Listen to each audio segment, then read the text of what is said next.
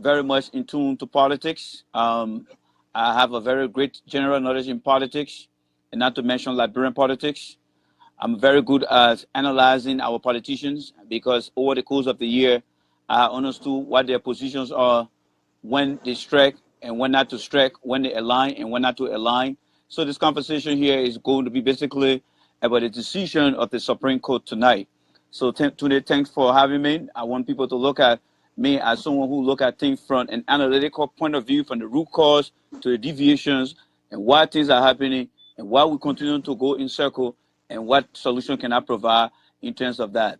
Thank you, Tunis. Thank you for that introduction. That's a very fine introduction. So you know the value of the man who is right before you here today to talk about Liberian politics. What was the delay about from the Supreme Court anyway? Well, I think the Supreme Court took the bait from Mr. Bronsky for the fact that we have institutions in our country, and if we are to grow our environment, I mean, if we are to grow our institution, we must build confidence and trust in our institution. So when Mr. Bronsky filed the report with the Supreme Court, I think they had to juggle between whether they should accept or whether they should not. So they got caught up between rock and hard places. So in the final analysis, they decided to come up with a decision that everyone has been talking about, which is about due process, following the process that is applicable to our society. So as you can see today, they came up with that decision, which is giving a U-turn back to the NEC, which is the governing body that oversee the election in our country. But one thing I would like for you to let us know from last week when the case was presented to the Supreme Court, Correct. and they told us that they were going to get back to us on Thursday, and which Thursday was a national holiday. Why would they come up with a decision like that? And they were knowing that it's going to be a holiday. Why was that? Well, apparently they got caught up in the process, not knowing that was an oncoming holiday. And for the most part, too, like you observe on the news, they have the ECOWAS delegation in the country. They too are also trying to weather the storm in the country in regards to what the decision of the Supreme Court would turn out to be. So all these factors build all the chemistry that the publicists, that came up with the fact that they were going to deliver on Thursday, probably did not, give thought to the fact that Thursday was going to be a holiday. So, that's a lesson learned, and that's why we're supposed to have publicists who will look at the calendar to determine on what is ahead and when and why can we make or not make the kind of statement. So those are some of the reasons that they flip like that. But I think they learned their lesson too, Tunis. But do you think Bronsky really went through the due process to take the court case directly from NEC without NEC giving him any response and just taking it straight to the Supreme Court? Was he taking the right process? No, Is that? You see, Bronsky is a calculated politician. He's a calculated politician that only in there for himself. Because, like I told folks tonight, I like to look at the deviation, the root cause analysis as to what thing happened and why. Let's look at 2005. 2005 had an election, Tunis, and for every election, you have to generate a report that is described as the post-election report. And that post-election report will look at the near misses, the opportunity to improve, the recommendation. That is to prepare for the next future election. Mr. Bronsky was part of that. Ambassador Weah was part of that. President Johnson said he was part of that. Ambassador Weah was the only person who came out to say, you know what, we have some irregularities. How can we face the irregularities? But he got toned down. People disregard what he was saying. We jumped into 2011. Same thing happened. This time it was Ambassador Weah, and it was also Honorable Tubman. They came again with the same issue of voter irregularities in the election. Again, the same people turned around again and forgot about listening to Ambassador Weah. They decided to move on. Now today, Honorable Bronsky knows very well that the party that he was aligning himself with, President Andy Johnson Sirleaf, is not supporting the Unity Party anymore. So that makes him vulnerable. Now, remember, from 2005 to 2011, Mr. Bronsky was quiet. He didn't say anything. But now he looked into the crystal ball now and feel that there's no hope for him. So what he decided to do now? He decided now to take his own interests, the interest that would benefit him. So he went against the out. We have voter irregularities. It's obvious that it's supposed to happen. Voter irregularities is supposed to happen. It's obvious. But what it is not obvious is the process involved. NEC has the legal authority in our country by law and by rule and by article within NEC regulation that once the election result is announced, after 7 days, you can file your appeal and followed by a 30-day investigation by NEC and her staff. Now, Mr. Bronsky knew that his allegation was insufficient to substantiate his claim with NEC. But because he felt he knows the law, he decided to what? To now wait for the closure from NEC to give him that right to go to the Supreme Court. What did he do, Tunis? He took a case to the Supreme Court. While the case was still being investigated, Musa Belidi was representing Unity Party, presenting the cases of what they had discovered. But Bronsky felt that because there was a projected date that was given by NEC, he used his constitutional right to go to the Supreme Court. But here's the thing that he failed to make the Liberian people to understand. As long as that 30 days is not concluded, there's no closure to his case, it was going to be impossible to have that election. Because the Supreme Court wouldn't even allow that when you have an ongoing case with a candidate who, for the fact, has a lot of people aligning with his philosophy. So he decided to disrespect the due process that he talked about. He disrespect that process, which I want the Liberian people to understand that when you run an institution, no matter who you are, we need to make sure that we respect the rules regarding any institution in the country. That's how we learn to be good citizens and make our country better. Instead, he jumped to the Supreme Court. Remember, we had 30 days. So between all the time you were running to the Supreme Court and NEC having the ability to analyze, guess what happened? The case today came out to say, you know what? Since you asked for this stay order, there's nothing we can do. We're granting the stay order. Go back to the go back to NEC to have the issue resolved. But what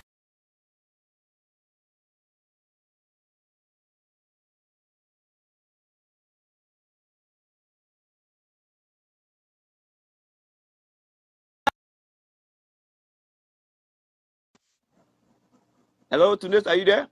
Yeah, I'm here. Sorry about that. Okay. Okay. All right.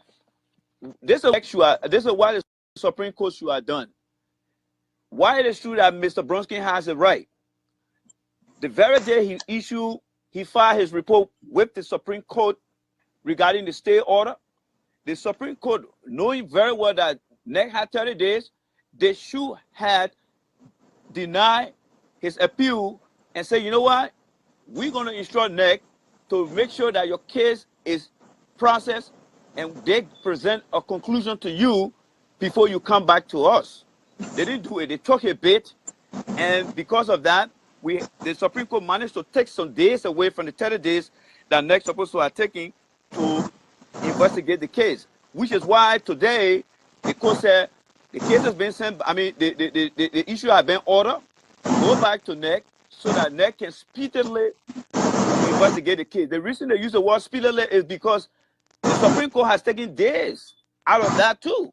So now it's up to NEC. But I tell you what, NEC already has a result because NEC, through the different press conferences, NEC through their communication online, have proven that Mr. Bronsky does not have a case. So it's going to be a very fast-track decision that will be given back to Mr. Bronsky that he doesn't have a case. And guess what Mr. Bronsky is going to do? Mr. Bronsky now is going to go back to the Supreme Court. The Supreme Court now is going to decide his fate. As you know, the Supreme Court is the arbiter of law in our country and the final decision maker. Now, there is the caveat to that. Remember, Edwin Snow is part of the Unity Party that has aligned itself with Mr. Brunsky. With his wife on that committee of justices, I'm having little doubt because there's a conflict of interest right there. So I want the Liberian people to look at this, that if the decision favor Mr. Brunsky and Mr. Snowwell is on that committee, I can say for a fact that she may play some role. So to take herself out of any kind of shenanigan, I would suggest that she recuse herself from that process. And here is why. Because Mr. Snow had gone to the same Supreme Court with cases, and he had won those cases. But those cases have been a very minute cases.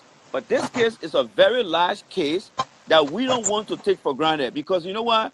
We have two significant parties that are the outstanding party in the country, and we want that election to be held and not to be put in some kind of debacle that would derail our election. So I'm also calling What, I'm also what, calling that his wife recuse herself should, in case Mr. Brunsky go back for the final hearing of his case. But the the NEC going to have a very fast track of Mr. Brunsky case, which they're going to deny, and they're going to recommend a forward step into the runoff election.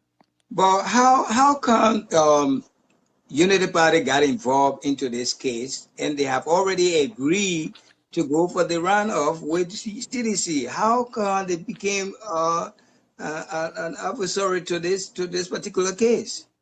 I tell you what, there are two things. Number one, Unity Party does not have the calculus. They does not have the chemistry to win this election.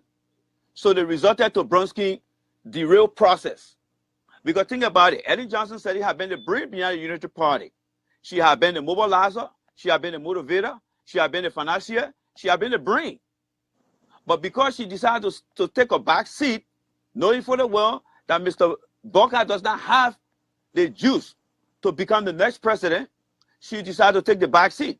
Secondly, most of her folks that are better with her, the legs of Councilor Brunsky, including Bokar himself, Eddie Snow, these are all the different people that differ with Ellen Johnson's selling philosophy. So they all align themselves now with the Unity Party. But they have nothing to prove. Remember, Tunis, before we got into this stuff, they were preaching what? The message of war, war, war, war. Because they don't have message. How will a party that in power for 12 years don't have a message for the Liberian people? That tell you that they didn't do a good job. So what they resulted to? They resulted to what?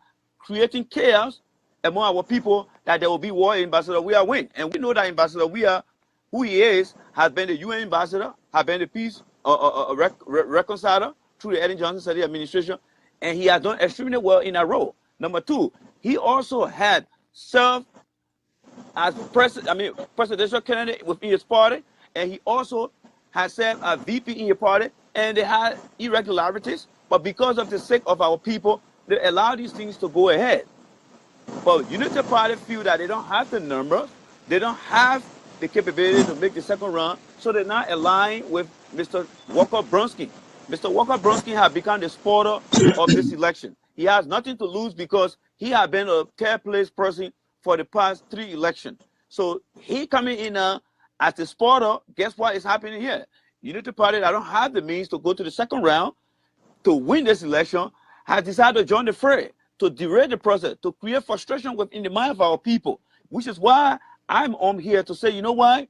Look at Unity Party record. Look at Mr. Brunsky's record. Since when did Mr. Brunsky took interest into voter irregularities? Why didn't he speak about this in 2005? Why didn't he speak about it in 2011?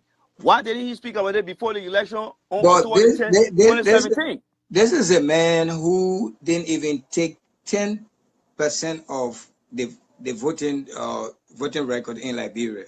He didn't even come up to 10%. Why is he taking these steps? And for the matter of fact that he's not going anywhere with this case anyway, even if they have to rerun this over and over more than 5 times, he's always going to be the 3rd place or the 4th place. Where is he taking this to? Well, it's a political manipulation of game. You know what they're trying to do here? Brunsky, as I told you, is a calculator politician. What he's doing now is a mind game. He wants to drag and derail this process so that the voters in the country can get frustrated. And in his mind, he feels that that is going to build Unity Party to gain more status in terms of numbers. So dragging the process going to frustrate people. People are going to give up. People are going to get tired, and they're going to go away. But guess what?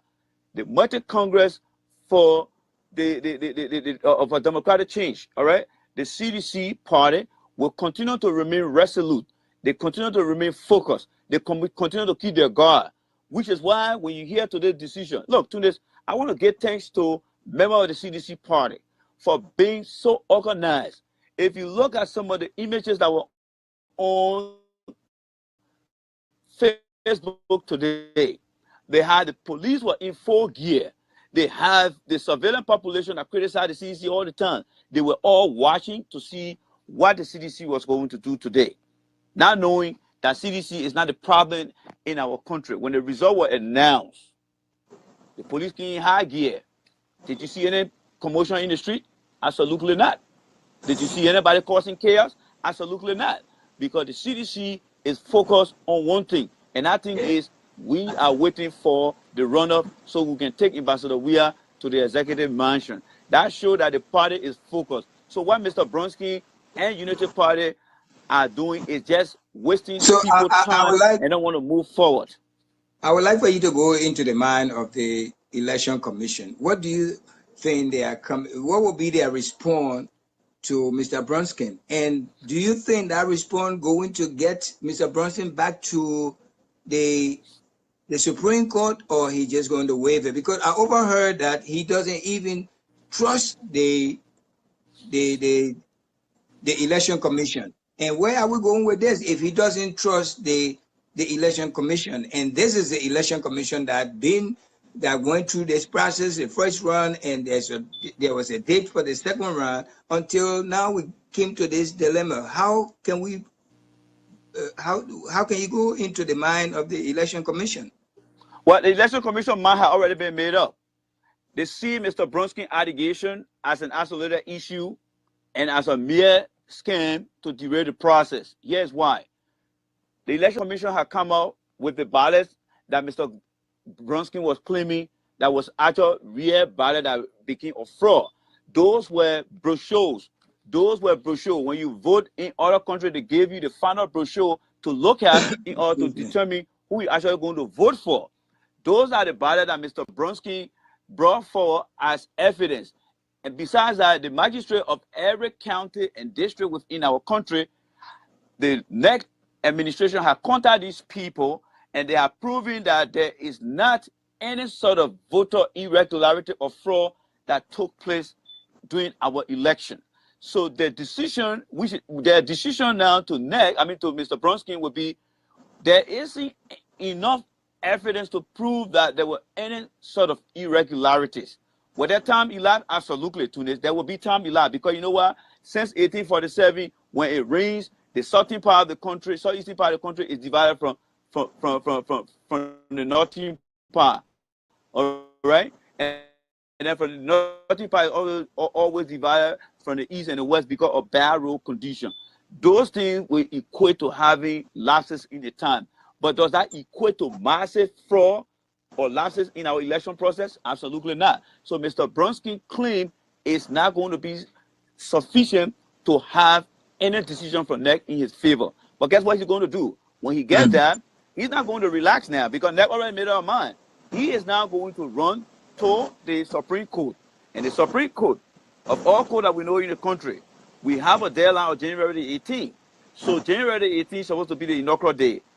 I can say for a fact that the Supreme Court is going to tell Mr. Brunskin, based on the NEC decision, as an institution that we trust to run our election in this country, we deem it unnecessary to move forward with this case, and NEC has to look into itself to determine what can be done to correct the process, which is why I'm always calling for post-election report, because the post-election report will give the next election commissioner the opportunity for improvement, to improve the system.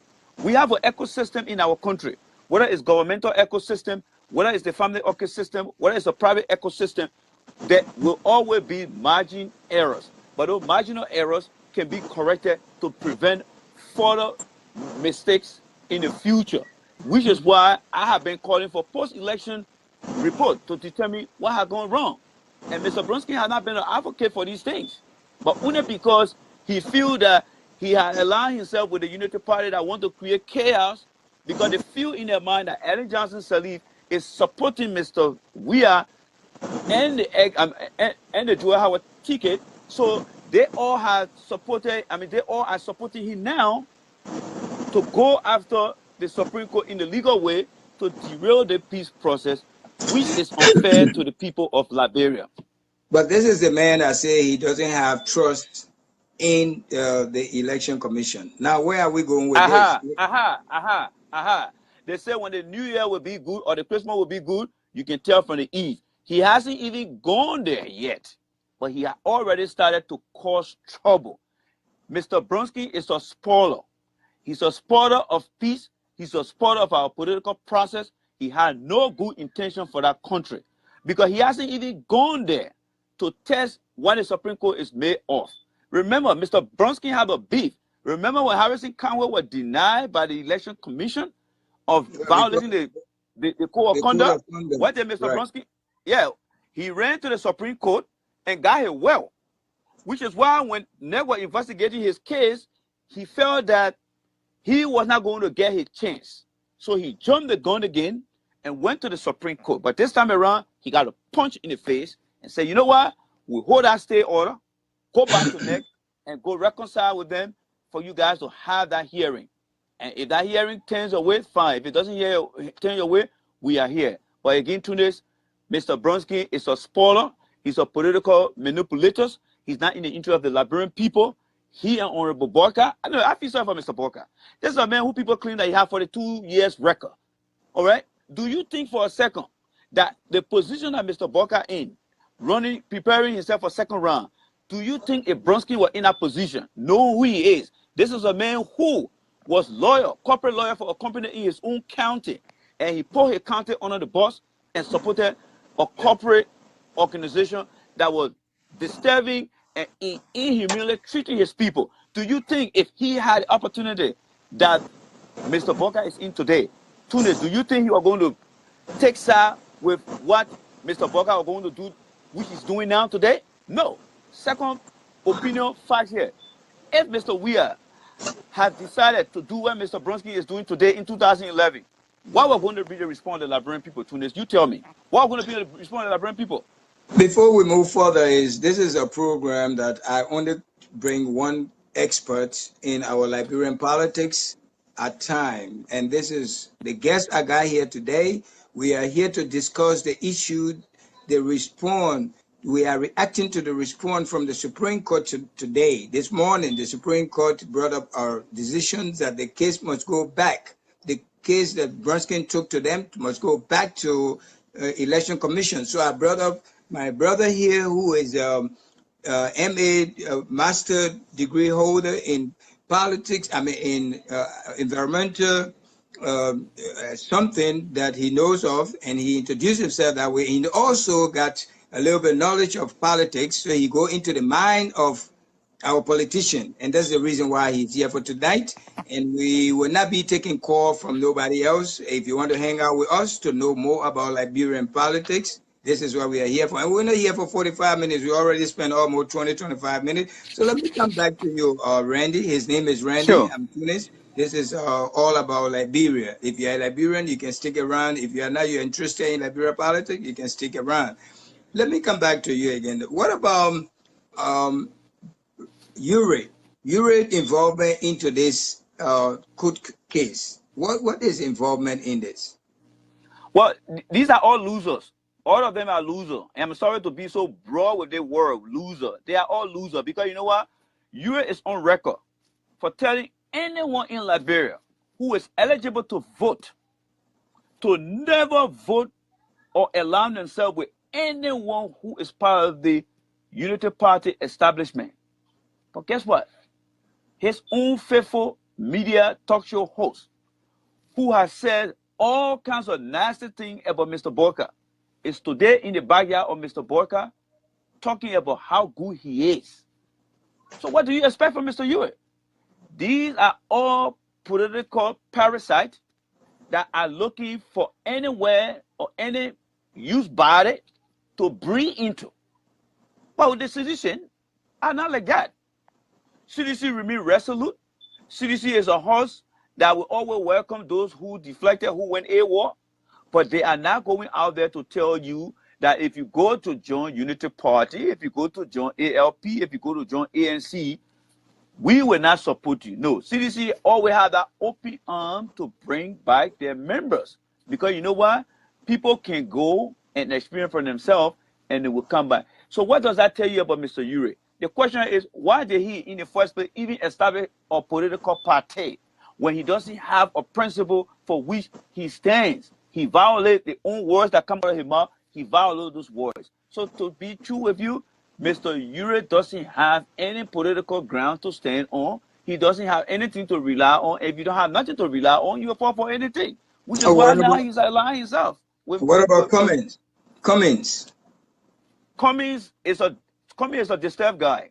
All right? He's a complete disturbed individual. He had the opportunity to make or to break, but he continued to break himself down. He said we cannot keep doing the same thing over and over.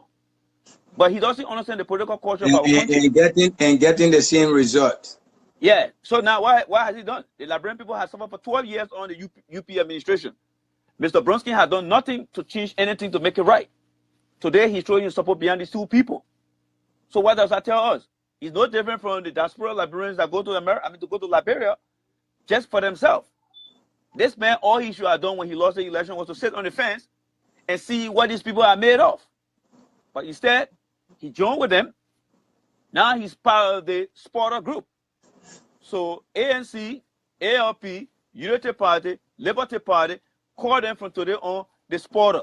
They are all supporters in our country. They don't want to see the country move forward. It's very disheartening to our people. For those of you listening to our program here, this is mainly for a CDC, a sedition. This is a sedition program. You welcome anybody. You can be a Unity Party member. You can be a Cummins supporter. You can be Brunskin supporter. You're welcome to hang out with us. But mainly, this is all about CDC Party, this program here. And I brought this young man here. He's a true sedition, and he's also well knowledge of the Liberian politics. That's why he's here. So you can put any derogative marks you want to. We agree to that. We welcome that. We welcome that. You know what? We welcome that. You can keep criticizing. As long as you're criticizing, you listen to the program, we welcome that. Because you know what? The truth must be told. These guys have been in the political vanguard for all these years. They have done nothing. Look at George Weah. They were calling the men who are going to disturb the peace. They didn't say that a few months ago that they're going to disturb the peace. Now what happening now, Tunis? They are the one now who are the spoiler, who trying to derail the peace process and don't want our country to move forward. They are the spoiler. They are the spoiler. What can you tell our Liberian people in the diaspora that what is really going on for them to understand it from your point of view? Well, our folks in the diaspora, this is what happened here. Every time we advocate that when will Liberia become a better country, this is the opportunity that we have never been able to experience. Even our fathers, our mother, and our grands and our granny have never been able to experience. And that is the transformation of power from one government to another. Many of us have seen it happen in other countries where we reside. This is an opportunity that we supposed to at least believe in, to say, you know what, let me see this piece of opportunity before I die. But Mr. Brunskin, with the DNA from the 1990 days, it had resonated in him. He don't want to see that process. He don't want us to tell our children that we one time saw a transformation of government from one leadership to another.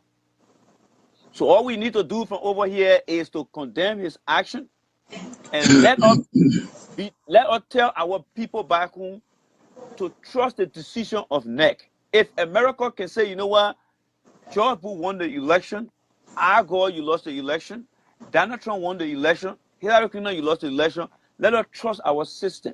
Because our system must improve in order for us to move forward. So that is my message to our people in the diaspora. We must learn to tell our people to trust the decision that come from the authorities and those that are in authority in our country. Flomoyan did it for Ellen Johnson Sirleaf. Let Mr. Kokoya do it for this round. He had declared 2 winners. What are some of the changes that you think, if Ambassador Weir became president of Liberia, what are some of the changes you think will be put in place in Liberia? Well, first of all, we have human capacity issue. We have the issue of corruption. We have the issue of divide and rule, which is why today you're seeing a lot of folks supporting other political parties, even though back in the days they said the political party of the unity government was bad. But it has resulted to 2 parties now, CDC and Unity Party. The divide and rule game, where everybody goes in there for themselves and not for the entire country. Ambassador Weir, when he becomes president, which he will in the not too distant future, right after we get into the runoff election, he's going to win the thing. Is to, number one, to look at the way to break that chain, to break that umbilical cord between people who are depending on some political individual rather than giving them that independent mind. He's going to build a human capacity. He's going to make sure that people marry what they deserve. He's going to make sure that he make our people to love our country more than the very country we live in. That is the mindset. And that dream cannot be realized by Ambassador Weir himself. That dream can be realized by every Liberian who is watching this program now and who want the best for their children. Tunis, every day when I sit here, I see my kids grow up. And when I hear war in the country, people talking about war, want to bring war to Liberia, wherein when they get sick, even their fingernails hurt, they on the plane coming to America or going somewhere else. And you have bulk of people in the country that are not able to get the same opportunity. And then when you hear them talking about, oh, I believe in the justice system. But when something happens, they're ready to take out the plane to leave. Those individuals, like Mr. Bronsky, like Mr. Boyka, like Mr. Alexander Cummings, like Mr. Uri, those people don't have love for that country. This is a man who can tear place. And this is something that he has been consistently being on for 3 successive elections. To see today that, oh, because he didn't win the election, he wants to show that our country can become better. My word to the people of Liberia is he had the opportunity to make it better in 2005. He had the opportunity to make it in 2011. He had the opportunity to make it between 2012 to 2016. He did none of those things, but because he feels that Ellen Johnson Sirleaf is on the side of Ambassador Weir, which is untrue, and he knows very well that he is going to be slapped. This man is 66 years old. The next election, he's probably going to be over 70 years old. He will stand no chance. These are all the above reasons why he's fighting the losing battle that he's not going to win, because in weeks to come, the Supreme Court will overturn his decision and he will join the population. After the last election, this is the man that told us that he wasn't going to run again. That was his last choice. But correct. Again, when he came back, he said God told him to run. I mean, is this a prophet? With God told him to run, but God didn't tell him that he was not going to win? I mean, can you say something about this? Because really, well, he's just a corn artist. That's who he is. You know, corn artists always come back with new tricks to be allowed back into the system. All right? He's a man of no purpose. He's a man of no vision. He doesn't want to build institution. All he wants to do is to build his self-esteem, to seek things for himself and his immediate family. That's who he is. Because if he said that he was not going to be running, he was going back to his farm, what triggered him to come back? Now he's back. Now look what he presented to us. Complete chaos. That's why he's presenting to us. Chaos. What do you think? What do you think Boyka leadership would do to us, we the Liberian? Boyka is not going to have a leadership. Boyka leadership is if anything happened, we don't know. Let's presume that if he became president, what then I will close my eyes. I will close my eyes to discuss it, because it's not going to happen in my life. No. It's not going to happen. So let me close my eye and discuss that. I'm being very honest with you here. And this is where my analytical skill comes. This man has ran 12 years with the Unity Party. He has done nothing. For the 2 years, he has done nothing but to preach war, fear-mongering politics. it's not going to work. So in his leadership, look what he's doing now in his party. He doesn't have a message for the people of Liberia.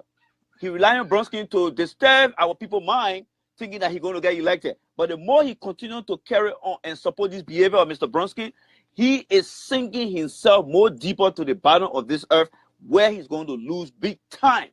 Because this is the time that he's supposed to come out when people are talking about war, to say, you know what, we are at war in this country, people. Whoever is preaching war politics, I'm not for it. I want to make sure that the administration that I'm serving now, we want to make sure that where we were not able to get caught up, when we get into the next phase, we will do our best. But Mr. Booker is silent on everything. He's silent on some of his supporters talking about there will be war. He's silent on the fact that Unity Party is dragging this thing and he's taking side with them. He's not being a leader. He doesn't have the stigma. He doesn't have the stamina. This man is a total loser. He's a complete failure to himself, to his family, to the people of Liberia. Therefore, he is not going to be elected. So let's just forget about Booker. Booker is just in the race because he has been elected by the little influence that Eddie Johnson said he left with the Unity Party through partisan, which is why he's in this race. But to say that he's going to spy Ambassador Weir, that is going to be in my eye closed dream world, but not in my eyes open reality world, because he's not going nowhere, Tunis. What record does he have to run on now? All right, if you have a better record, you will be talking about your successes. You will be talking about what you have accomplished for this country. This is a man who said he was part like an old car. So we are looking for Jatro to jack that car on our old and can junk it.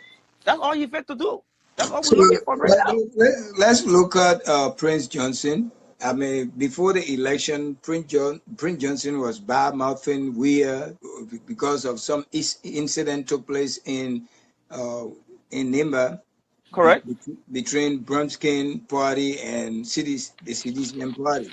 And yes, he came out bad-mouthing that if Ambassador Weir become president of Liberia, there will be a war. And now we are seeing him on board with Weir, how this gameplay all of a sudden he switched to Weir, the man who was bitterly against George Weir and the CDC party, calling them all kinds of names, that they are hoodlum, they are grown-up boys, motorbike boys in the street. They know nothing. They are not educated. If it become president, there will be a war. There will be something. Now he's on board with George Weir. How that happened? Well, that just politics. All right, that just politics. He was only making those fear mongering. Number one, he's a guy who lived through the war. He's a guy who came to power through making name for himself through the war. So he felt that it was going to resonate with him. Guess what? It didn't resonate. All right? He came where? In the fourth place, I guess. He came in the fourth place. So he had learned a lesson that, look, you can scare the people sometime, but you cannot scare the people all the time, which I really did not support. All right? But here is the thing that I won't take. You know, I gave him 5% of my trust. He's a guy who believes in principle. And if only Mr. Bronsky could live by his own principle that society will appreciate, it will make him a great person. Here's why. Senator Johnson said the reason, and the only reason he's aligning himself with Ambassador Weir is when they went to Ganta, they all, that was Bronsky, Cummings, Ure, Ambassador Weir, and the Johnson himself, they made that commitment that if one of the parties succeeded and come face to face with Unity Party, they will all support that party. So he said he war mongering politics. It failed, but he did not resort to say, you know what, I'm not going to support this guy. Because you know what? All the 19 political parties that were on that platform in the campaign, their goal was to unseat the Unity Party. If that is true to themselves and to the people that supported them, my question is, what if Mr. Ure had won to go to the second round? What if Ellis Cummings, Prince Johnson, Ure have gone to the second round with Unity Party? Were they going to align themselves with the Unity Party? and say, take it, we're not going to go to for second round? Or were they going to say, you know what? Whoever wins, including Ambassador Weah, was he going to support whoever from the opposition party was going to take on Unity Party? I would tell you, say yes. Ambassador Weah are going to do exactly that because you know what? He's a man who wants to see change in our country, no matter who was going to be the front runner to meet the Unity Party. He was going to support them. But you know what? It only shows that Mr. Cummings, Mr. Ure, Mr. Brunskin, all of these people don't have the country at heart. They claim by their mouth, but by their action, it shows that they don't have that country at heart. So everything that our people have suffered for the past 12 years, Edis Cummings, Mr. Brunskin, Mr. Ure, they have been fooling us. Not knowing that they appreciate the suffering our people are going through because they see that as an economic benefit for themselves, which is why they are aligning themselves now with Mr. Boyka of the Unity Party. That is the trick that they are bringing here. Because, Tuna, you tell me, if you've been complaining, like you say, don't vote for anyone who is part of the Unity Party. But here is he today, aligning himself with the Unity Party. Ellis Cummings said, we can't keep doing the same thing over and over. Here is he now, aligning himself with the Unity Party. You see my point? Do you really think that these elections going to go on the second round, or we're going to go for rerun or something like recount? What you're thinking? There's not going to be no rerun. There's not going to be no rerun. We're going for the runoff. Mr. Brunskin case will be a lesson learned. It will be a lesson learned that the next election, whatever we have brought up in 2005 and 2011 that was overlooked, what Mr. Brunskin had brought in 2017, those are things that the Election Commission will take as a lesson learned to improve our electoral process. This system is going to go through to the runoff. Nothing going to stop it. Here's why. Reason number one, we had 2 front runners. Reason number 2, we got a deadline to meet. Reason number 3, we don't have the financial means to go and waste our time. Number 4, our country needs to move forward and not to move backward. Brunskin, Ure, Cummings, Boyka, they want our country to go backward. We're not going to go backward. I was in my 20s when I left Liberia under the same Brunskin shenanigan. I've been in the country now for over 22 years. I don't want any Liberian to go through that same nonsense that I went through. The future of Liberia belongs to Liberians. Those Liberians that are not opportune to come to this country or travel out of the country, I want to make sure that they get the opportunity, which is why on the sidetrack, I do not support 100% dual citizenship. I support dual citizenship with restriction.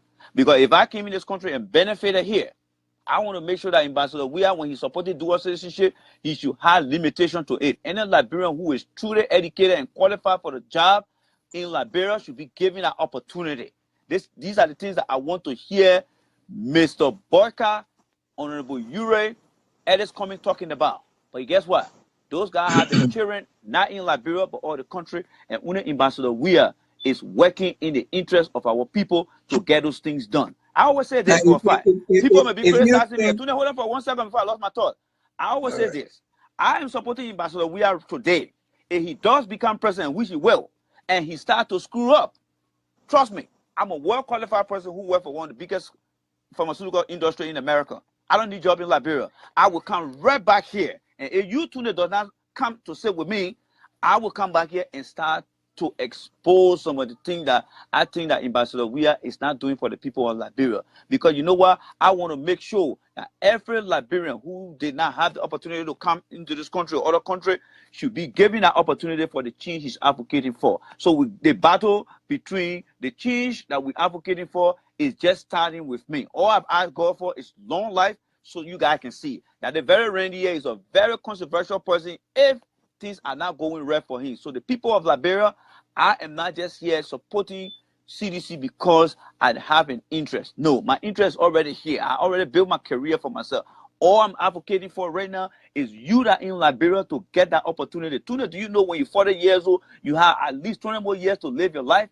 How many people in Liberia in their 40s, in their 30s are able to say, you know what, I'm going to take my child out on a Saturday to get an ice cream. I'm going to take my child to a private school and see my child go through that private school fence. Not many people doing that, my brother. Not many people doing that. And then to see Mr. Bronsky, who live in our country, which I don't live now, and see how our people are being strangulated, and you continue to suffocate our people. Why?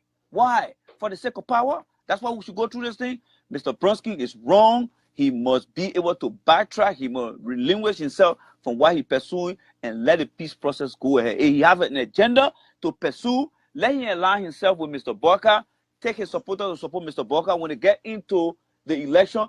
If his candidate in his dream wins, then he can bring the idea. But guess what? If Mr. Barker and Mr. Uri and ANC and Mr. Bronsky want their real vision to come to reality, and Ambassador Weah wins, and they bring those things before him, and Ambassador Weah says no, trust me, I will be back here supporting all of them. Because you know what? What benefit one Liberian benefit all Liberians? Our people have suffered for a very long time. Can you imagine you see people in the country begging? In your own country, you begging? God have mercy on Tunis. Sorry for interrupting your question. What do you think that people are complaining so much about in Liberia right now? Like, for instance, probably it could be rural condition, hunger, or currency devaluating. In the first 100 years, 100 days of George Weah presidency, what do you think he's going to tackle first? Well, as a political analyst, as a policy and regulatory analyst, I firstly would like to see Ambassador Weah carrying on a full-blown audit of every ministry to determine the deficit we have. If we identify the deficit, to have the transparent leadership from the executive mansion, I would like to see Ambassador Weah having a weekly press conference to start. And as long as they get into that rhythm, the next thing now is to make sure that they continue to inform the people. Our people need to be very, very abreast to how he's going to run his government. If Eddie Johnson said he is leaving maybe $2.2 billion or millions of dollars in debt, he needs to declare that. The next thing he needs to do is to reconcile the country. I feel so bad when I see some of my brothers and sisters aligning themselves with politicians. I don't like them. I don't appreciate them. Liberia is all we have. Some people live 30 years old. They don't even have what we have, Tunis, in our country. I could have been one of them. I could have been in our country today, hustling, which is why I'm on the side advocating for them. I have seen these politicians have done nothing for our country. So let us get Ambassador Weah the opportunity. If he screw up, we all can come here and put him on the grill and grill him good. Because you know what? Our democracy is making progress. There is a question from one of the watcher here saying, Sarah, her name is Sarah Jackson, saying that what made you think that only CDC is the one that can change Liberia? What made you think so? Yes, CDC is the only party. Guess what? The name Zogos. It was not Ambassador Weah that created the Zogo. The Zogo was those who fought in the war that were chewed out. You know, when you chew a bubble gum, you take the sweet from in it, you chew it out. After the war, Monger King, they created the war in our country. They turned the young guys into Zogos, and they spit them out. When Ambassador Weah came, he was the only man the UN saw that during the war, when he was playing, people listening and want to hear his name. The UN brought him in as a peace ambassador. Eddie Johnson started talking, which is why those kids, they see him based on his foundation of where he came from and decide to align themselves with him. They see a future through them. And guess what? He has stayed in there for almost what? 12 years. He ate with them. He ride with them. He slept with them. Let me just hold you there for a second, please. Let me just hold you there for a second. For those of you who are listening, this program here is all about CDC, and it's only take one person at a time. We cannot take more than one person. This is Facebook Live. It's not any particular program we are using. We are using Facebook Live. But right now, Facebook Live only take one person at a time, so we cannot invite more than one. And right now, my guest here is Randy Dapper, who lives in the Pennsylvania area. I want him to get into our politician here and give us some sense from there, what they mean, all of what the games that are going on, about the players and the Liberian people. So go ahead. Sorry about stopping you.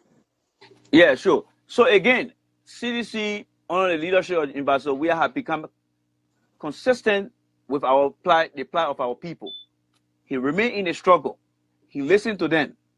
Can you imagine people were on the CDC compound when soldiers went there and killed them? It reminds me of what happened on the university campus when I was little. West Samuel those sent people to go and kill people at the University of Liberia. The CDC went through that on November the 7th. Ambassador Weah did not pack it low and say, you know what, I'm done. The politicians don't want to see no peace in this country. Some of us had done it. We packed our load, we left. But he continued to stay with the people. So he remained consistent. So the people feel that the future is in Ambassador Weah. Even Ellen Johnson Sirleaf has seen it. Robert Sirleaf has seen it. All the popularity and good things that Mr. Sirleaf did, when he went in the contest with Ambassador Weah, he lost. So the people are giving their trust to Ambassador Weah. Is he going to be 100% perfect? I would say no. Does he need our support? Yes. Every Liberian, let us put Ambassador Weah there and testing. If you got an issue, you go to Ambassador Weah, present your issue. Let's see how he's going to handle it. These politicians have failed us. Ambassador Weah continue to be the torchbearer of the Zogos in our country. Why were you calling somebody Zogo when they were not Zogo to begin with? Even the same very man, Mr. Bronsky, have been here talking about Zogos. There is a brother here whose name is Musa Jate. Okay. Musa Jate. He's coming here. He says you are tired pushing hour in America, so you are looking for job. My brother, we know you guys. Look. I'm not here to brag. Today, that's why I say other people have their comment. All right. You see the way I dress like this? I just came for work. All right. I just came from work. I work in Princeton. I don't know where you know Princeton, but you should do your research on Princeton. I work with one of the top medical device companies. If your grandfather's heart is broken and he's about to die, we make the device as an engineer. We make those devices. It's just a generator. When the electric go off in Liberia, the generator kick in. We make those device called pacemaker. We sell them $500 per piece. Liberia cannot afford to buy that. We make those things $500 per piece. And we sell that all the whole world.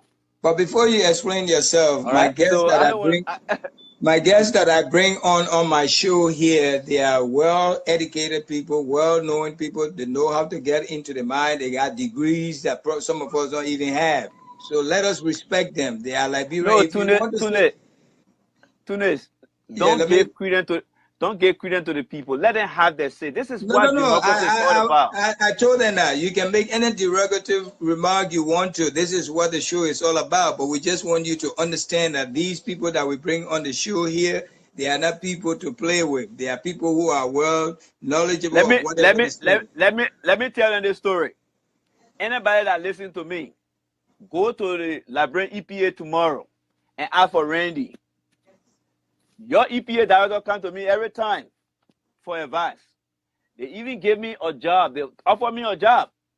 I turned it down. I bought my Camara when he was at the bank, Central Bank. I have those information. They gave me the job. When I told them how much I'm making here, Ellen O. Pratt from the Labor Ministry, she said, you're making too much money, we can't pay you that money. And I said, okay, if you're paying the people from NOCA $30,000, why you can't pay me how much I'm making? She said, oh, we don't have that money for you. But you know what? I wasn't ready to work for them. But I'm ready to support Ambassador Weah, which is why I'm not looking for a job in Liberia. Because number one, my company will not let me go. My wife will not let me go. I can only become a consultant. Right now, Tunis, I'm working with a company in Germany right now. Let me finish this point.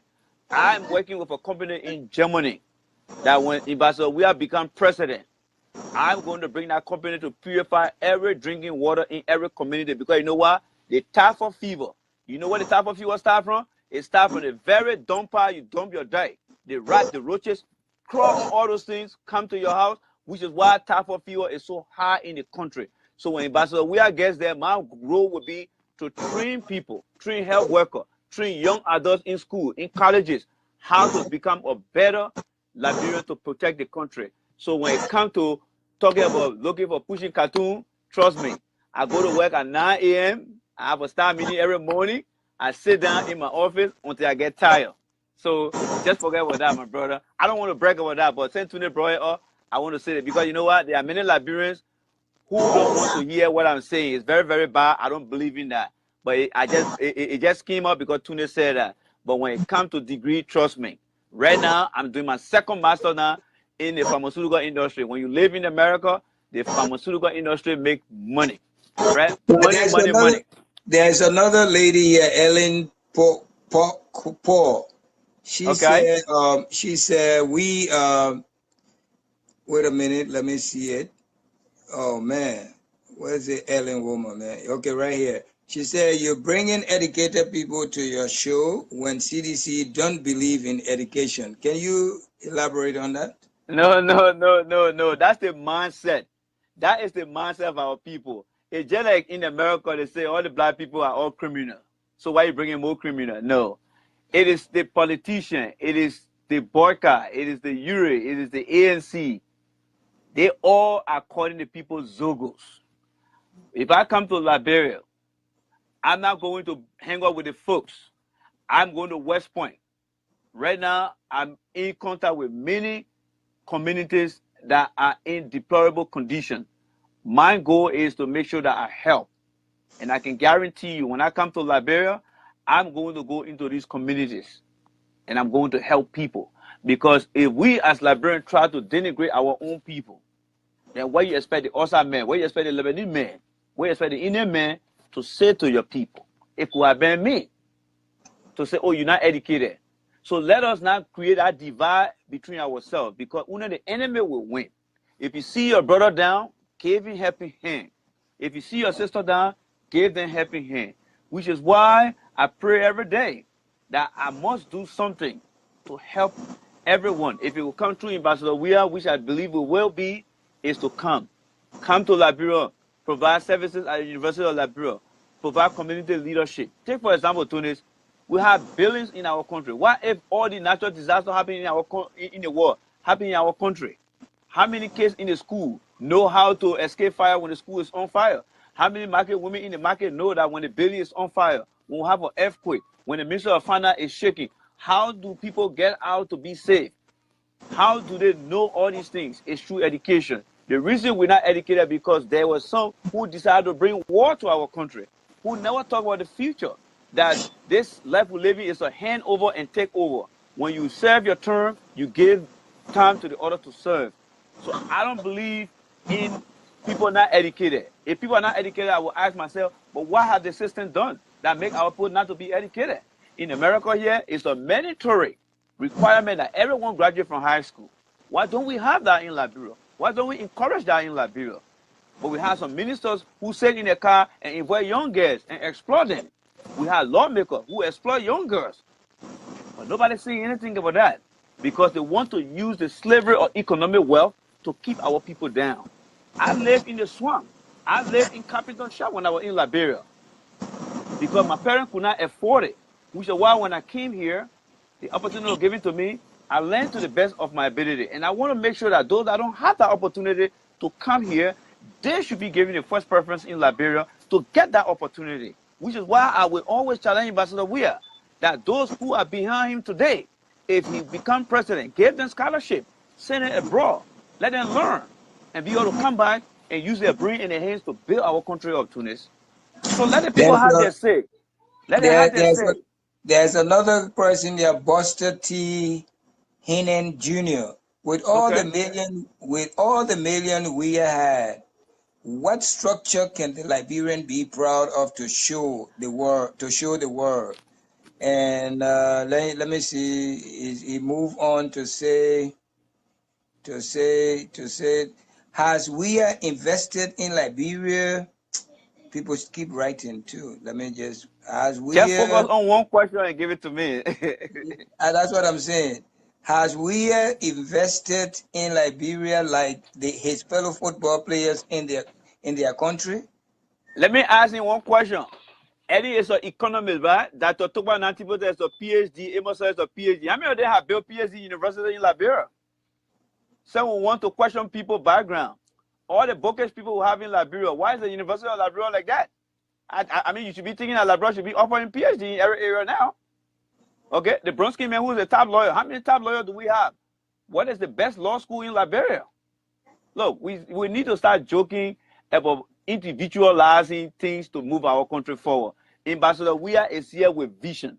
If you see DJ Dropa, you see Matomo, you see Samuel Ito, go and do a due diligence or studies as to what their government did to offer them the opportunity to build things. Secondly, look at the time Ambassador Weah was at the plight of making money. What did he do? He was in different refugee camps helping people. His time of making money at that time is not compared to what DJ Dropa and Samuel Ito are making today. Ambassador Weah took most of his wealth to support our people that were in displaced camp. But today, he's back in the country trying to rebuild the country. Those that destroy the country, that said we should level Morovia, what have they done today to rebuild the country? Okay, I'll be we back. have already spent our time. We were here for 45 minutes, but Yeah. we have gone up to more than an hour, just a little bit over an hour. Please go Yeah. to YouTube I and think. check on his campaign rally. But so, if you won't mind for us to close because we can't Yeah, stay yeah, here. yeah, yeah, yeah. I need to get a case to bear now, so yeah, we can wrap up now. All But right, let yeah, me hear your closing statement so that we can close. And then before you give your closing statement, this is something that we do here twice a week, Monday and Thursday. We're always here to let you know about the things that CDC is about to do in Liberia and talk about politics in Liberia. This is Tony's show, and my guest here tonight is Randy Dapo. Okay, and tomorrow, if any of you want to join my show, my name is, if you have to be a sedition though. let them come with open mind. Let them come with open mind. Let them come with open Exactly. mind. So you can join us. My number is 917. If you want to take the number down, 917-709-2944. You can get in touch with me and I can schedule you so that I can feature you on my show. So let me give my brother a chance to give his departing statement. Please take your time. Anytime Look, you want to take. guy, yeah. First of all, I want to apologize. My kids in the background here. I'm a family man. I take care of my kids. That's one of my priority here, and so please forgive me for the background noise. Number two, what I would like to say here, Tunis, is guys, can you guys give me just 2 minutes? Let me wrap up. What I would like to say here is I encourage everyone to come on the platform to express their view, express their frustration. And, I'm not refusing you to say if you support URE, ANC, you shouldn't come here and have your say. It's free to me. You can have your say. You can say anything you want to say. But what matters here is I want to make sure that you as a Liberian, no matter who, sit down, please. Sorry, Tunis. No matter who you are, I want to make sure that the opportunity that every Liberian in this country, America, and other parts of the world, the opportunity they're giving to their children, you should also be able to give that opportunity to your children in Liberia. You should be able to take your children to the ice cream shop. You should be able to take your children to the better school. You should be able to take your mom, your aunt to JFK without paying any money before they get treated. This administration is the first time in my life that I have seen people die at the footstep of the hospital and they're not getting treated. Wherein when their people get sick, they come to America and get the first class treatment. My goal is to make sure that Ambassador Weah provide the necessary accessibility for those handicapped people that Mr. Barker had denied. My goal is to make sure that the soccer academy that the government did not provide enough resources for people who want to pursue other careers. I want to make sure that when you're a football player, you should be respected in our country. When you're a basketball player, you should be respected in our country. There's no reason why when you're a basketball player, you cannot diversify your skills. I was a computer scientist. Why do I become an engineer? Why do I become a pharmacist now? Because the opportunity is given to us in America to diversify our skills, to move forward. Liberia is our country. We must argue every day, but at the end of the day, we must look for the best leader. And I think Ambassador Weah has been consistent with our people. He has been moderate. We saw that in 2011 where he said, let peace go ahead. Let Eddie Johnson say it rule. But here is Mr. Bronsky, who has denied the fact that he doesn't want for the peace to go on. He has decided to become intransigent to the peace. He is wasting people's time. There are people who want to go to school and learn. There are people who want to improve the health sector. the environment, the working condition. He's completely against all those things, but remaining intransigent and saying that if this don't happen, we cannot move forward. So CDC is the way forward because Ambassador Weah have become the symbol of peace. He's the man who I believe in. With all the struggle that I went through, with all the education that I have in America, I have refused the opportunity from other government. But I believe that my expertise can support Ambassador Weah to become the person that I think he can make that country. He's a winner, he's a fighter, and he's going to make sure that he sees the thing through. My final advice to the sedition is we remain resolute. Keep your focus. All we do is we must wait because that's the right thing to do. Because it's the right thing, because the right thing comes through miracle. And through miracle, we will win this election and will prove to our adversary that Ambassador Weah is the best leader that we ever have in our lifetime, in our history. He has made the world record, and he's going to make that record in Liberia, and therefore we should support him. Tunis, I'd like to thank you, and I'd like to thank everyone who came on today. Look, keep bringing us here. Let us discuss. You know, those critics, as long as they continue to listen to us and post their question, in the time to come, we'll re-engineer their mind to align with Ambassador Weah and our philosophy to move the country forward. And what do you say? Sao Muya, Yeah, it's Muya, Muya. Sao. Muya Sao.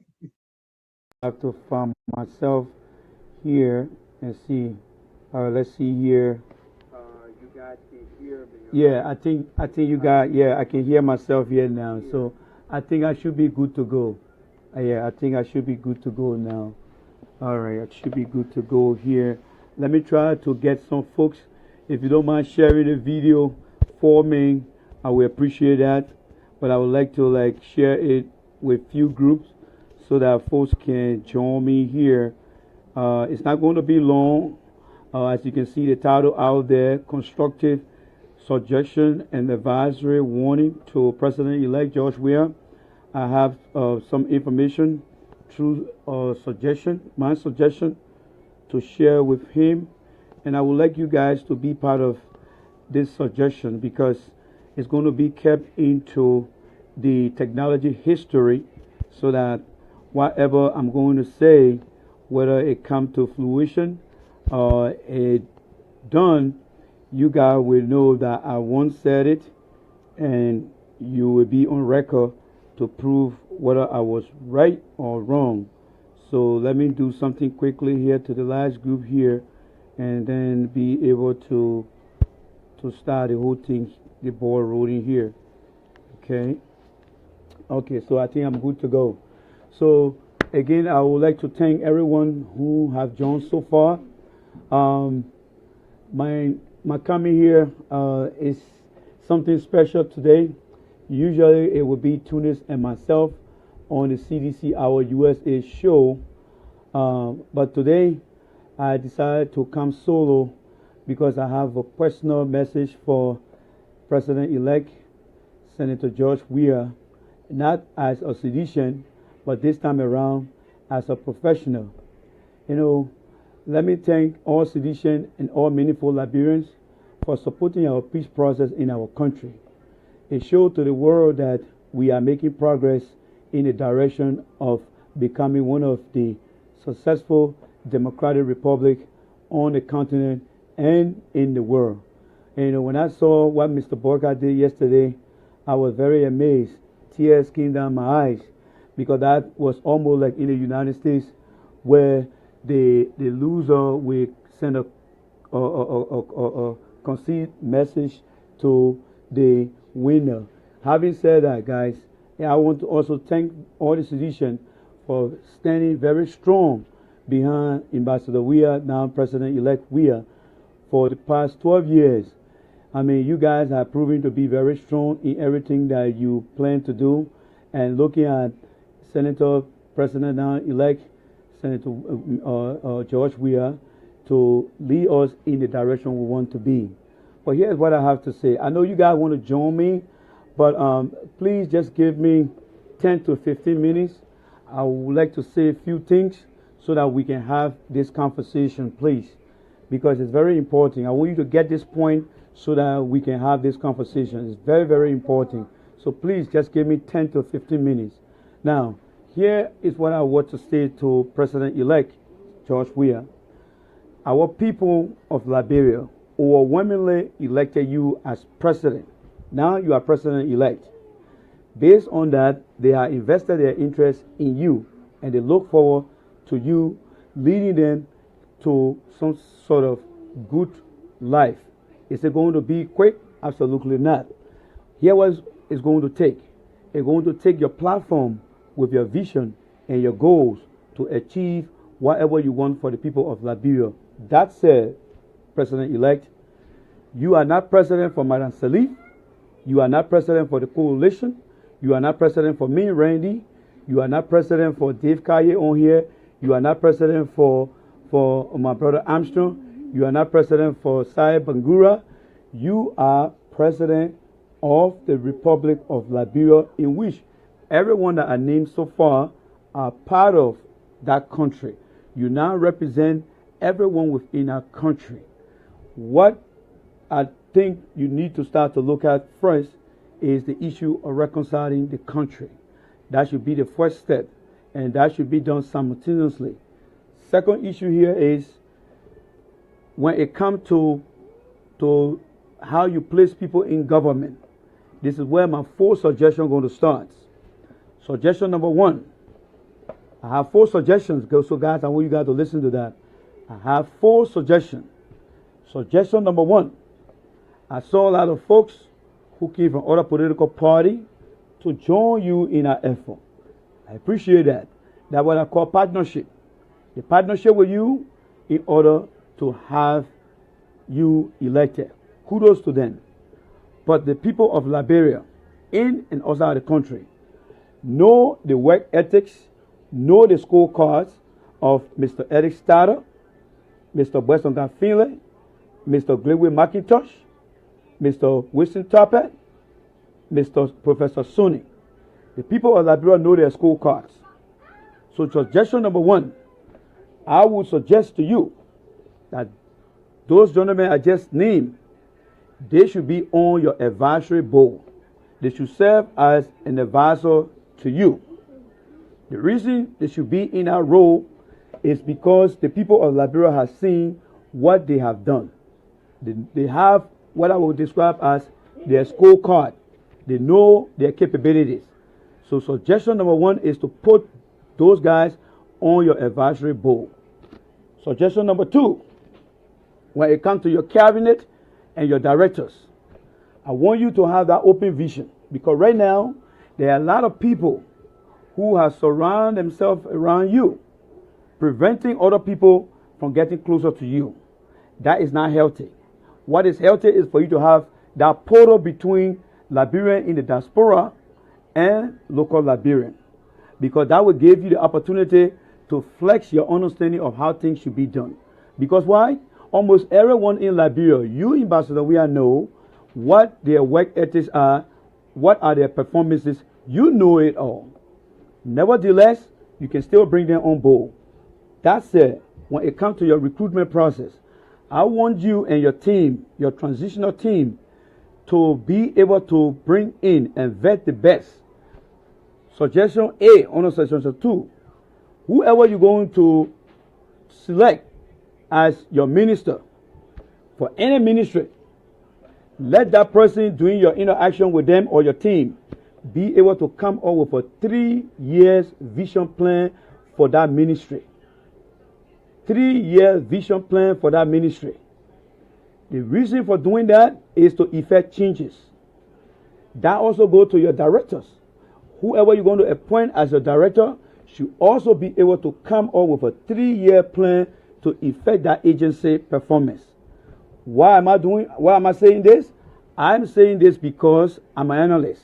President Johnson's study became a massive failure, which caused Booker to lose this election because he had no record that Eddie Johnson's study was able to establish for the past 12 years, and it failed. And the reason for that is people handpicked people, whether it was in Liberia, whether it was abroad, and took them to President Johnson's relief. And all she did was to take them and put them in position without even asking them for their credentials. Now, still speaking about that credential, Mr. Eugene Fagon, if you don't know Randy, you're going to know me. I admire everything you did to Mr. Boyka. I'm a citizen, you're a citizen. Having mentioned what I think Ambassador Weah should do for whoever he's going to put in the cabinet position or in the director position, whoever will be chosen for every ministry, Mr. Fagon, you and I have to make sure that we present that person education, we present that person work experience to show to the Liberian people that that person is indeed was vetted and we have seen what that person is made of. If you cannot do it, I will do it. Because you know why? The failure in the past has been government officials from the president have failed to vet people. They only took people who they had close association with and they put them in position. That is why you saw President Salif just keep reshuffling, because she didn't have that vision to determine what she really wanted to get out of her platform. Ambassador Weah has used his platform to tell the people of Liberia that he will bring about change. So as member of the CDC team, before we take the cow to the waterside, I want to make sure that it's a healthy cow. What do I mean by that? Before President-elect George Weah take office, I want to make sure that I be on record to tell him what I'm telling you now. Because I predicted that Mr. Trump was going to win this election because Hillary Clinton baggage she had. He did win the election. I predicted in March that Ambassador Weah was going to win this election because Ellen Johnson said he had failed to execute what she should have done. Now I'm saying to Mr. Weah, what I just said, you must be able to listen to me and be able to at least process what I'm telling you so that you can become successful. Now, that said, when it comes to check and balance in the system, you represent the people. You do not represent the national legislature. You do not represent President Salif. You do not represent the Supreme Court. You represent the people of Liberia. That said, I want you in your term of office to have your press call at least 3 days in a week, to have them invite the press team to sit and listen to your press secretary, giving them an update on what you are doing to meet the needs of our people. The reason for doing that is to create check and balance in the system. I'm not saying you should do it the way Trump is doing it here. I'm saying as president, you came with a vision. That vision was in your platform. We discussed that platform here for you. Now we want to see the effect that it's going to have. It is one thing to have the plan. It is another thing to brief the strategy and ideas into that plan. And that is what I'm trying to present to you here. So I would like to see, on a weekly basis, you have an update. And that update is your obligation to the people of Liberia. Again, you are not president for President. You are not president for Ellen Johnson Sirleaf. You are not president for Gregory McIntosh. You are not president for Professor Tappe. You are not president for Westonga Finley. You are not president for Mr. Suning. Also, I want you to also maintain institutional knowledge people. That is from the assistant director down to the janitor in every ministry, in every agency. That's what we call institutional knowledge. These people understand how the agency works. They understand how the ministry works. Those are the institutional knowledge of people. Those are the people you have to maintain. Now, when it comes to performance, I will also want you to have a council that will monitor all the performances of the ministers, your directors. The reason for doing that is to determine whether your goal is being achieved. Because when it comes the following year for you to give your State of the Nation address, each ministry should be able to outline to you what they have achieved from that goal they gave you, what are the challenges, and how are they going to solve this problem. During your inaugural speech also, Mr. President-elect, I don't want you to say, I promise to do this. No. So many leaders have promised and they have not been able to deliver. I want you to talk about solutions as to how you're going to find ways to improve the living standard of our people. Be able to say that in your speech. Do not say, I'm going to promise you, because history has shown that a lot of promises haven't been realized because people promise, but they don't plan before they promise. So please, I'm saying this because I was on my show with Tunis. We defended you, and this is the time now that I got to provide this constructive suggestion and warning to you. Failure to follow this instruction, Mr. President, you're going to go right back into the sea swan, and the people are going to start criticizing you. And those who think that I'm looking for a job, you're going to see me, because I will be here to providing constructive criticism about Ambassador Weah government. I am not saying this thing for you guys to hit me. I want for Ambassador Weah to succeed, because I'm an individual who have been in so many places that I have been able to contribute to the success of wherever I work. That is why I'm saying this thing here. Now, when your ministers are confirmed and are given the opportunity to serve you within the first 60 days, they should be able to come up with that 3-year vision plan they gave you. They should be able to come up with a smart goal strategy that will tell you how they want to achieve those things. Take, for example, if you take somebody for the Ministry of Agriculture. Right now, we are importing pepper, all kind of crap that we can use on our soil. Liberia is not on the ocean where we don't have land. We have a vast land. So let the Minister of Agriculture, in his plan, be able to tell you how can he or she increase rice production, how can he or she increase like soybeans, corn, how can we turn those things into process in order to create production in our country. Because any country that continues to export raw material, it is not going to increase economic growth. So let them be able to do these things.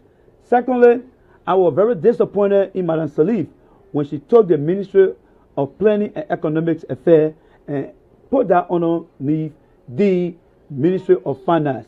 That was wrong. Here's why. The Ministry of Planning is to project the economic strength of our country in terms of our resources. It is also responsible to determine the exponential growth of our population. That ministry should be a stand-alone ministry. They are also responsible to carry on planning in the rural areas that involve all the other ministry performance. That was wrong on Madam Salif's part to do such a thing. So another suggestion to you is to be able to take that ministry out of finance and make it a stand-alone ministry. All right? That will be suggestion number 3. All right? On the check and balance system. Now, the final part here, the final suggestion to you, Mr. President-elect, is to be able to stay away from Madame Salif. You can listen to what she has to tell you, but you don't necessarily have to follow them. You must have open-minded people. You should bring in bright ideas, bright minds. There are many Liberians out here in America, in Europe, in Thailand, in Australia. Try to seek for these people. Look for them. Because the more fresh idea you bring into your government, they are not part of the traditional society of folks that include Mr. Tyler, Mr. Weston Finley, Mr. Winston Tapper, Mr. Greyway McIntosh. When you bring those folks out to join you, they are not going to work in your government. Some may want to work, some may want to consult. But the reason you bring in that idea together is to make sure that you get a refined decision that will help you. Because people that come from the outside coming with a lot of vision that they can give to you.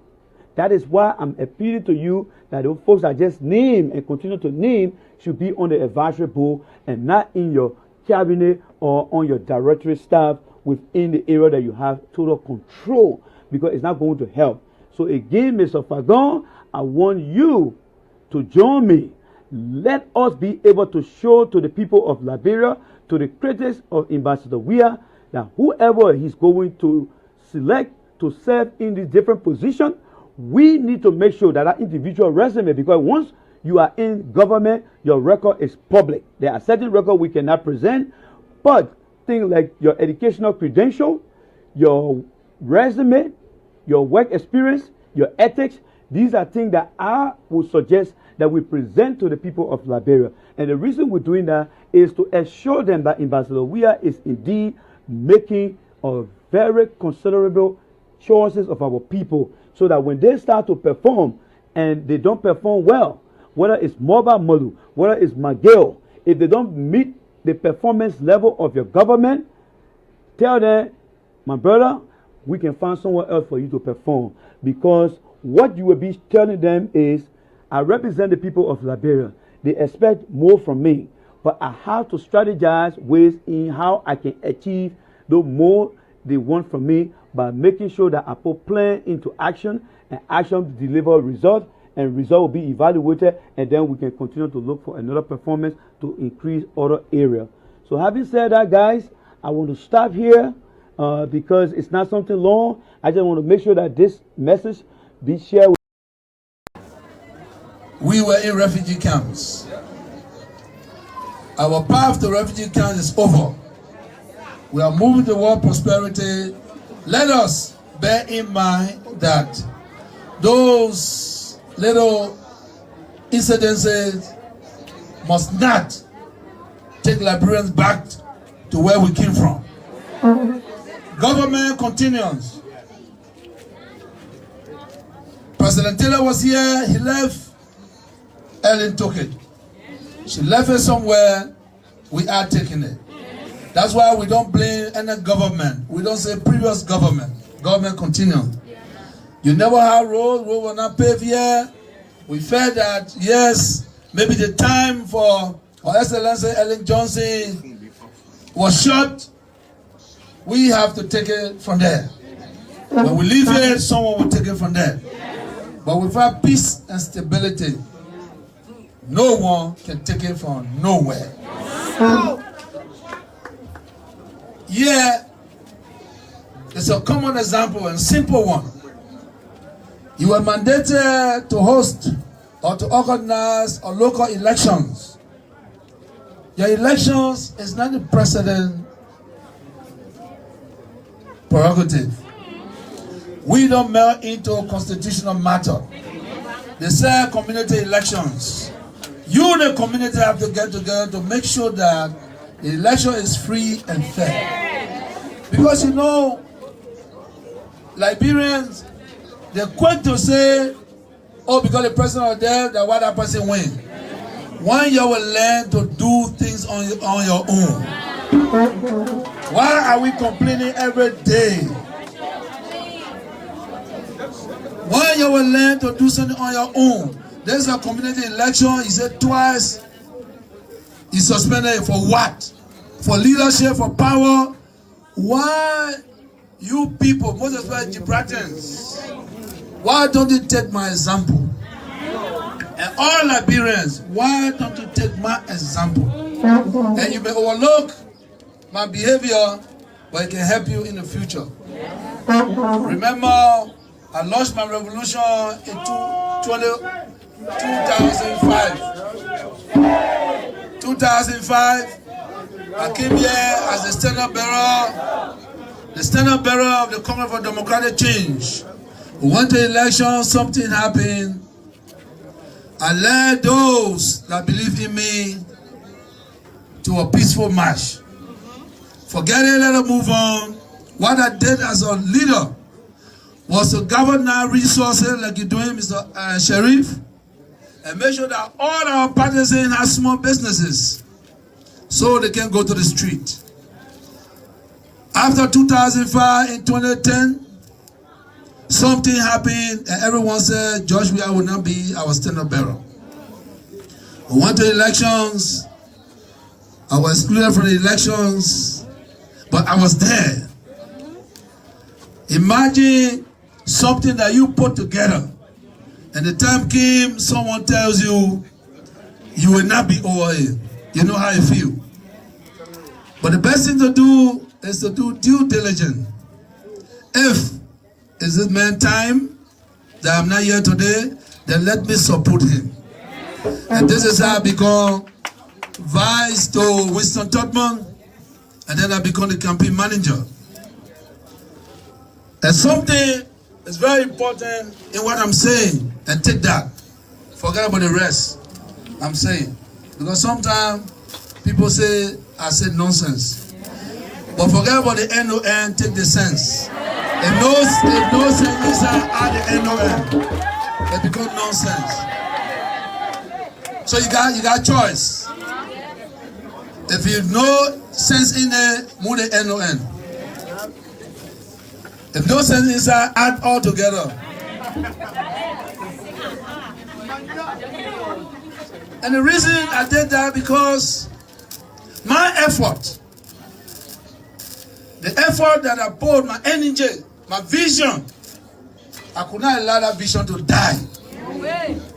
Because I knew if Winston Tower were going to become president,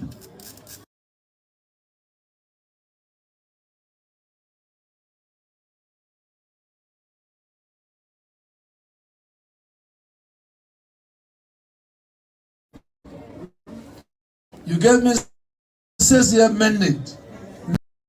Oh, you don't have the money. You don't have the money to defeat us. You don't have the money to defeat us. You don't have the money to defeat us. You are wasting your time. You don't have the money. You don't have the money to defeat us. You don't have the money to defeat us. You don't have the money to defeat us. You are wasting your time. You don't have the D12. You don't have the D12 to defeat us. You don't have the D12 to defeat us. You don't have the D12 to defeat us. You are wasting your time. You waste money. You waste money. You waste money. Oh, you waste it. You waste it. You waste money. You waste money. You waste money. You waste money. Oh, you waste it. You waste it. Oh, you was a T12. You was a T12. You was a T12. You was a T12. Oh, you was a. You was a. You was a T12. Mama the party. Hey, hey. Mama the party. Hey, hey. Mama the party. Hey, hey. Mama the party. Hey, hey. Mama the party. Hey, hey. Mama the party. Well, this Saturday morning is CDC versus WAS, Georgia All-Star, that is about to play a friendly encounter. And you can see the president clearly demonstrating, some of his style. You see, it's so enjoyable this morning to see how the president is interacting with his partisans and all of the party. Yo, the baby that can't be yo, we defeat the people, yo, Amanda, rational tendency, rational tendency, what,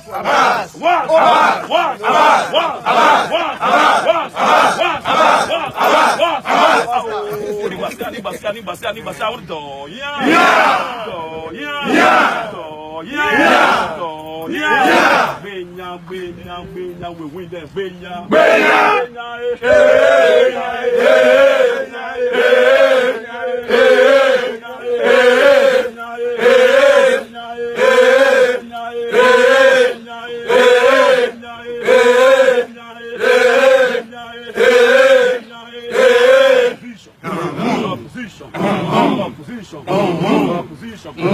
This is a party we wanted to join. This is a party we wanted to join. This is a party we wanted to join. This is a party we wanted to join. Hey, I wanna be a citizen. Hey, I wanna be a citizen. Hey, I wanna be a citizen. This is a party I wanted to join.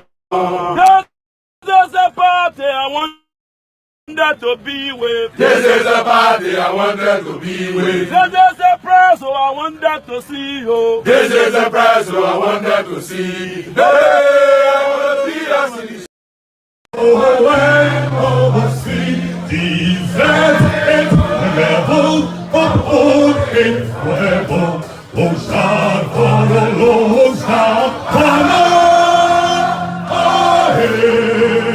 Tragic fate. After almost 40 of our brothers and sisters brings forward the deepening plight of the vast majority of our people who must scramble daily at great risk and peril to eke out a menial existence amidst the random and reckless plunder and rig of our nation and its resources, and the cascading torrent threatening our nascent democracy. The signing today of this statement of commitment is the necessary first step along the path we must all take to ensure that our country moves forward on the right trajectory to align us with other countries progressing towards a wholesome democracy. We as political leaders must commit to this process, as we will do today by the signing of this statement. We are soliciting the help of our people by the insistence of our continuation of this collaboration. We as a people must ensure that our political leaders put the interests of this country and the people of Liberia paramount to that of theirs.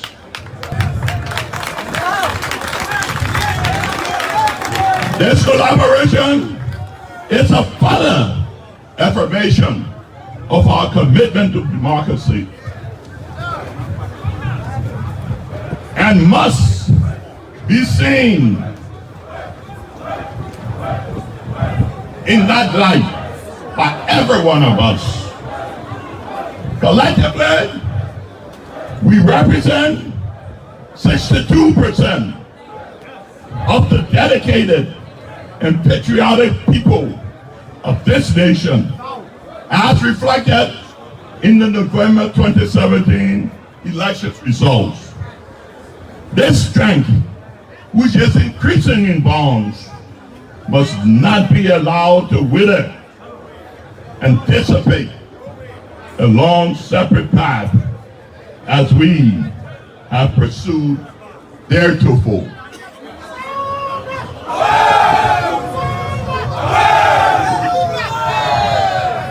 As we set out on this incline along our sojourn to democracy, we are one to attract the plurality and rants of apprehension and hypocritical herds, hurling the aspersions of the named enemies of the state, assassin, or even worse. But we will not be inured to those antics, but rather we will enjoin them to come back with us to broaden and deepen our democracy and not to destroy or bury it. We would rather be engaged in the constructive exercise of nation building and alleviating the burdens on our people.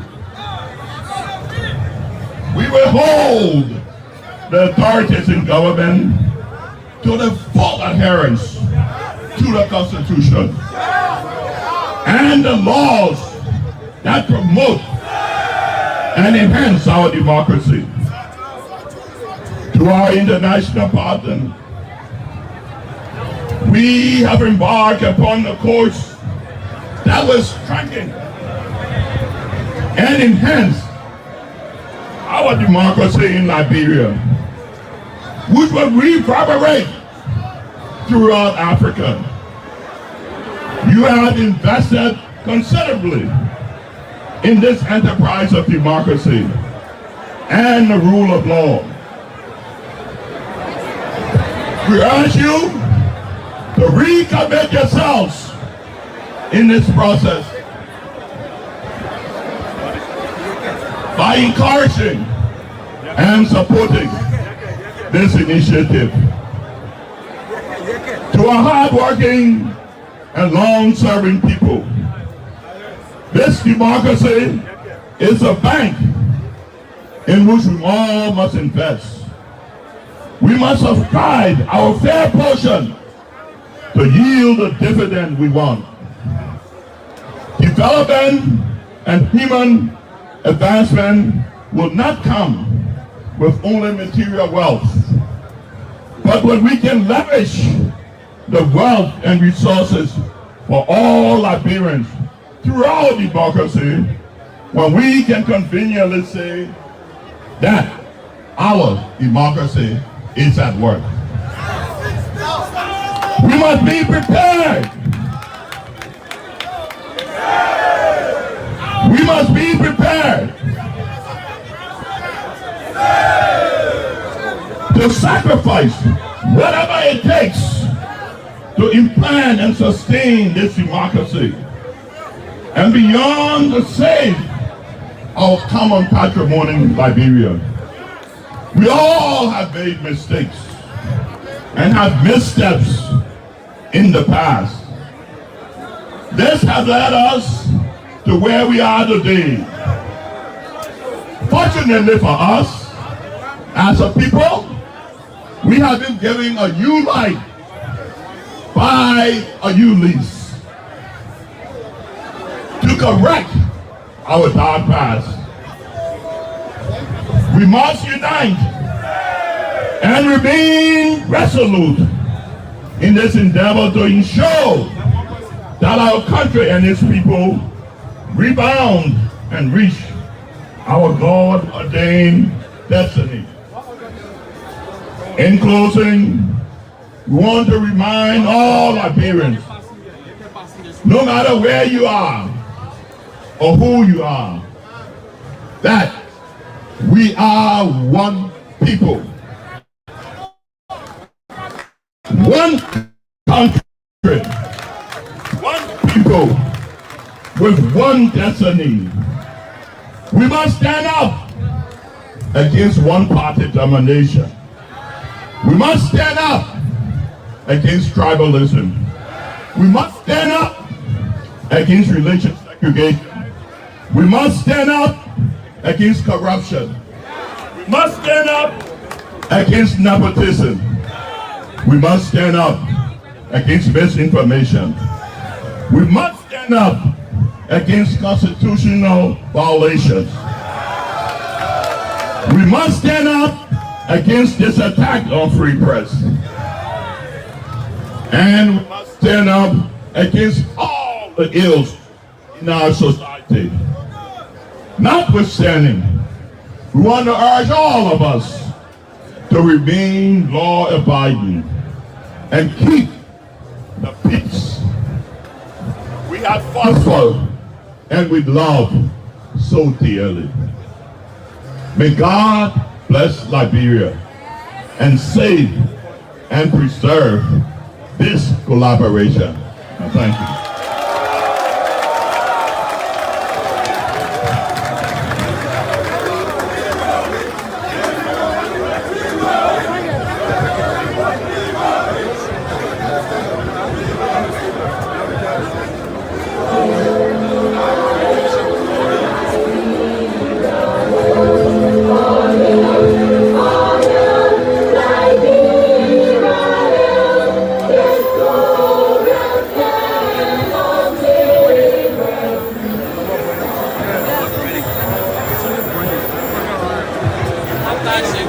Ladies and gentlemen, we want you to kindly give us your ears and pay keen attention as we move on to the reading of the declaration that will be signed today by the leaders and former stand-up bearers of the 4 political parties.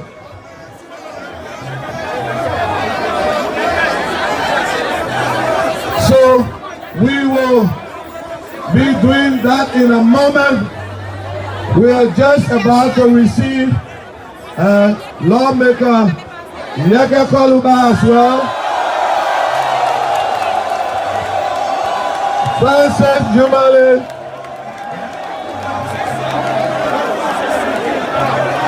Okay, honorable lawmakers, if you come to the back side of the podium, you will be ushered right in.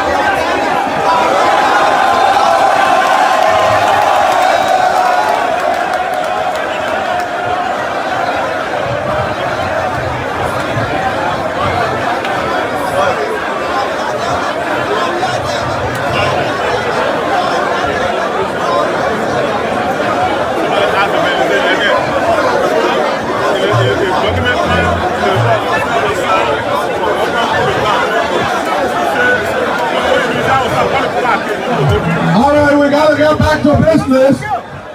We are at a very crucial moment here. We cannot lose focus. We want to thank the honorables who have just come in. We ask that you may usher them to their seat as we begin.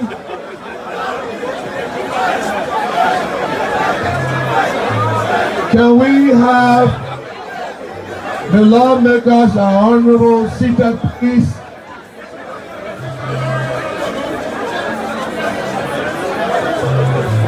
I said, you know something?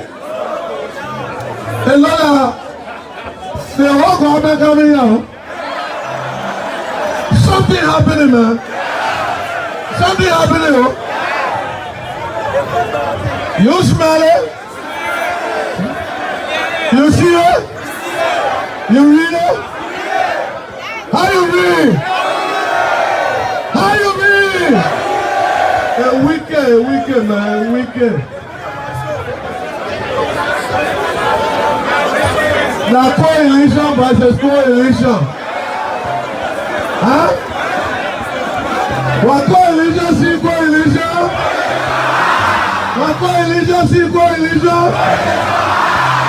All right.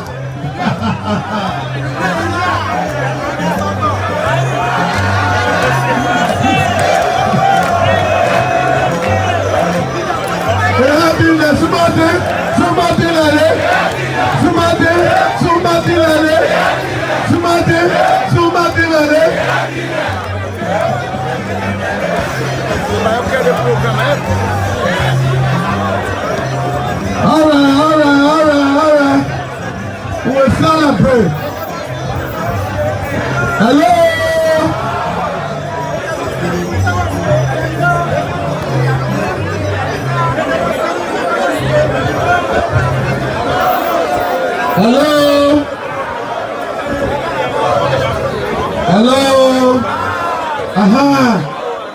We'll celebrate here.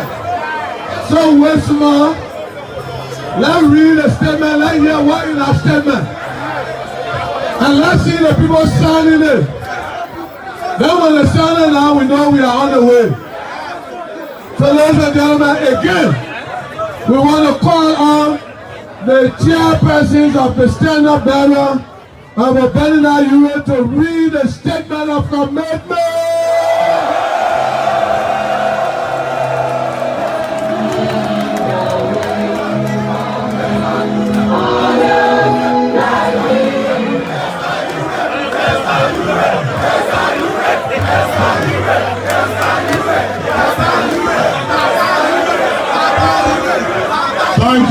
Thank you, my people.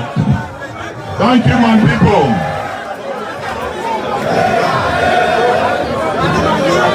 Thank you, my people. I want to urge all of you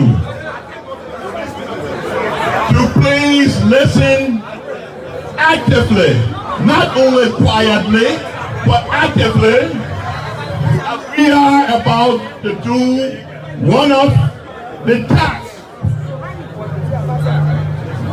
that have been bestowed upon us as chairman of this group. And that task is to read the resolution and statement of commitment and to see that it's duly signed by the four leaders of these political parties. These four political leaders are seated right behind me, and I know they are anxious to sign this document.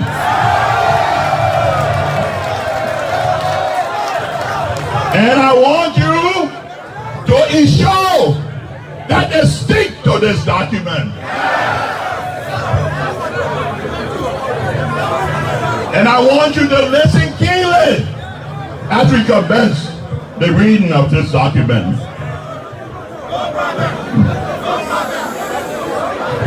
Resolution and statement of commitment expressing unflinching support for the collaboration efforts being made by Unity Party, UP, Liberty Party, LP, Alternative National Congress, ANC, and the All Liberian Party, ALP.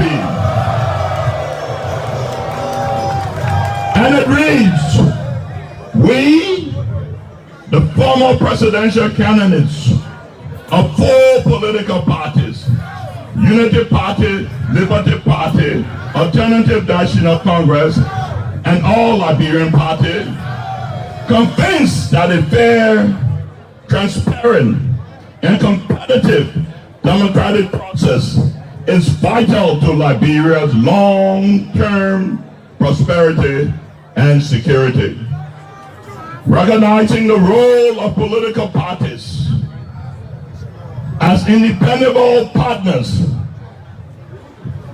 in development and the strengthening of our young democracy, aware of the weight and strength of political leaders, collaborative and collective opinions on matter of national leadership, the rule of law, and accountability as pillars of good governance. Recognizing the sacred responsibility always entrusted in national leaders by citizens to represent the interests and to commit and contribute all levels of national engagement and development. Aware that Liberia's political process needs a selfless approach that subordinates our individual aspirations and visions to the national good. Determined to work together in the interest of Liberia for its survival, peace, and prosperity, which we are the most priority and consideration. Conscious of the recent developments in our country and acknowledging our individual and collective responsibility to reverse the deteriorating situation in our nation and to improve the plight of the Liberian people. Also acknowledging the importance of multi-party democracy and the struggle for national inclusiveness. Invite all other parties and our actors desirous of collaborating and who share similar values and principles. Determined on our part to commit to the process of collaboration as being demanded by the members of our respective political parties, as well as by Liberians at home and abroad.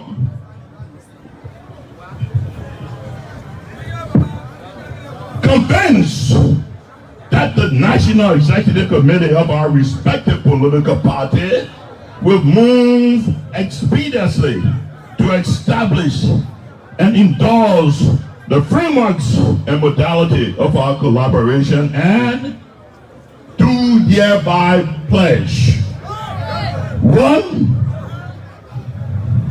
to commit to forging, binding, and all rebranding and supporting a common national interest upon which we may collaborate, keeping in focus the welfare of the people and not allowing our political differences and personal ambition to derail the cooperation among opposition political parties in our country. To openly and consistently engage and collaborate on various issues of concern to the people whom we represent and establish common national positions. To promote a common agenda where necessary, to aid, support, and encourage the ongoing efforts of our individual political parties aimed at ensuring responsive governance and effective collaboration for the good of our country. To demonstrate, above all, that political collaboration is not only possible, but also necessary and crucial to the development of our democracy.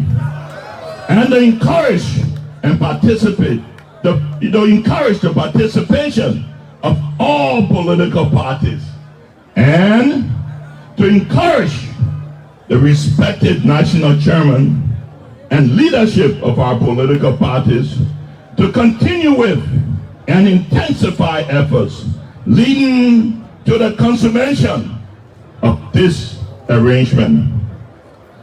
This memorandum of understanding shall come into full force and become effective on Thursday, February the 21st, 2019. Upon the affixing of the signature of the below listed standard bearers, political leaders, and former presidential candidates. And the names and signature that will be attached to this document is His Excellency Joseph Newman Walker Sr.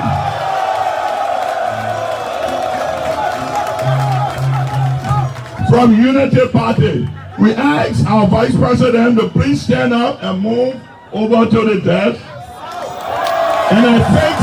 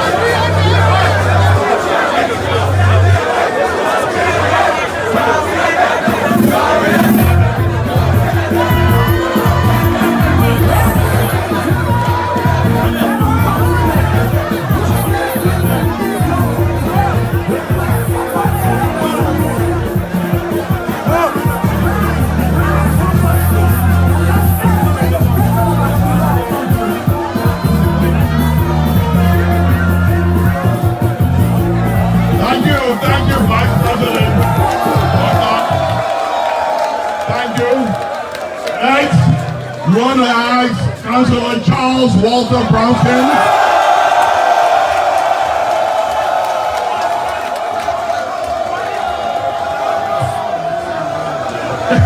To proceed.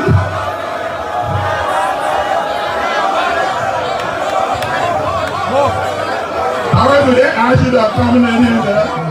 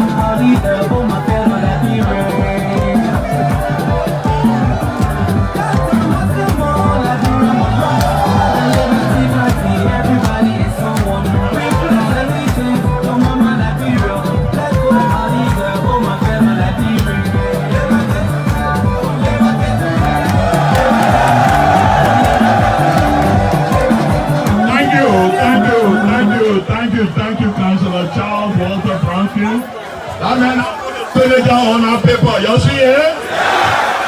Next, we want to call Honorable Alexander B. Cummings.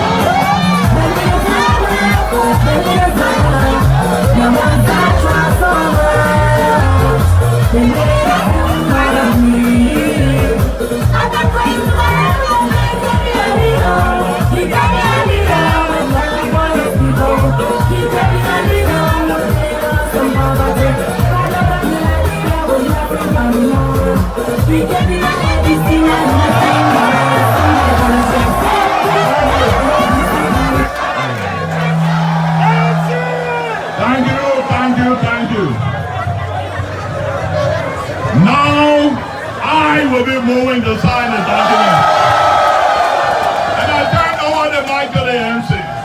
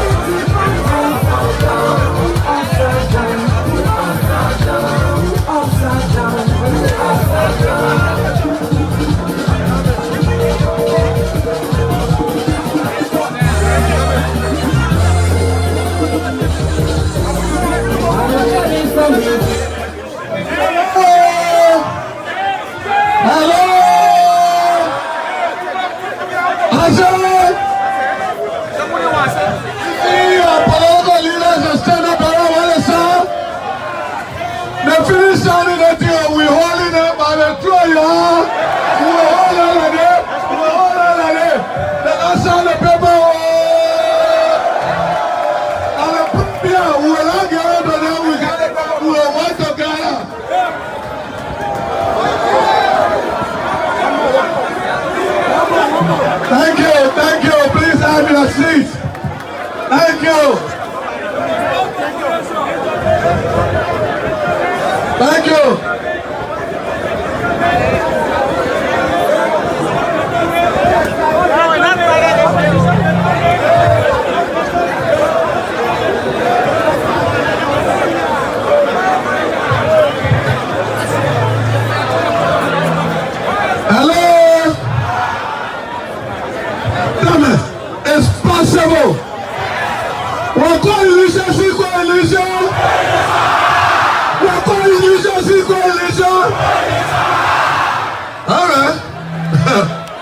The Shiraba is here.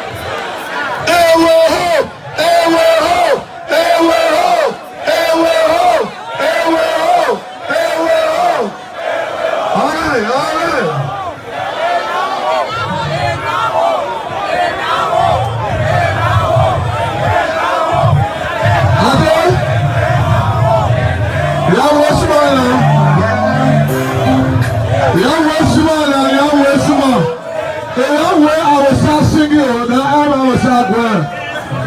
If I see you, I will run away. Look, the people have signed document, but we need to hear from them. That's all.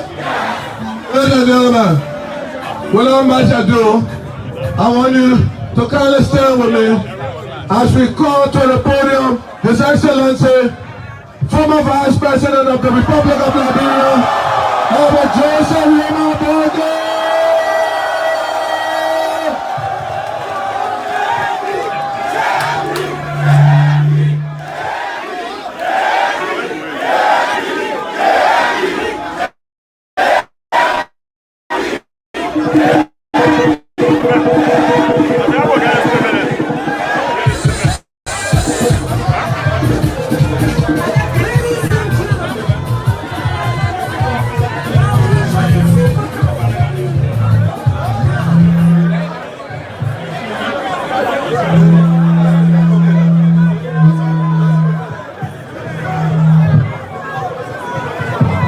Hello, how are you? Thank you so much for coming up. I know the difficulties to come here, but I want to thank God for you all. We want to recognize the presence of its three standard bearers of the various parties, their chairpersons, members of the diplomatic corps, our partners, our members of the legislature, past and present, dignitaries of this republic, eminent citizens, partisans out there, God bless you. Thank you. My dear fellow Liberians, let me first thank God Almighty for blessing and guidance and for making this historic occasion possible. We approach as opposition to act in a responsible way and to give the government and the country a chance to settle down and adjust. The 2017 elections were bruising and contentious. The country needed time we needed to reflect and to return to building our lives and our beloved country. You will bear witness to our activities as well as our appearances at public functions. We have endeavored to demonstrate our goodwill to this end. For this approach, we have endured rebuke from some of our supporters and sympathizers.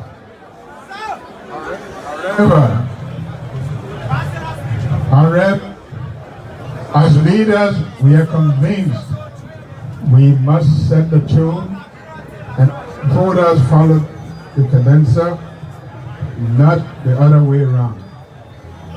For us,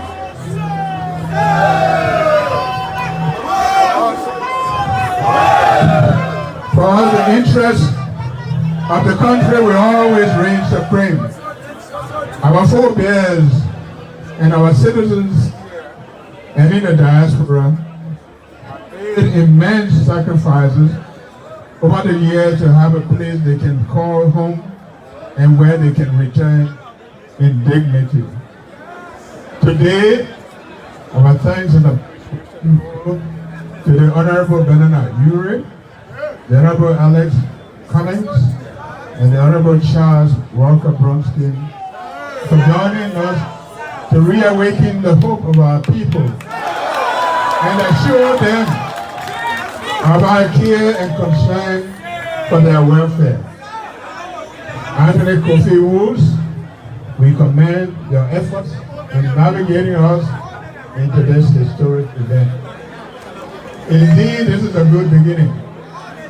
The crowning evidence of the true significance of this initiative will be when each of us, young and old, rich and poor, weak and strong, subordinate egos, our aspirations, and our ambition to the cause of unity and collaboration. Liberians need our leadership today more than they ever did.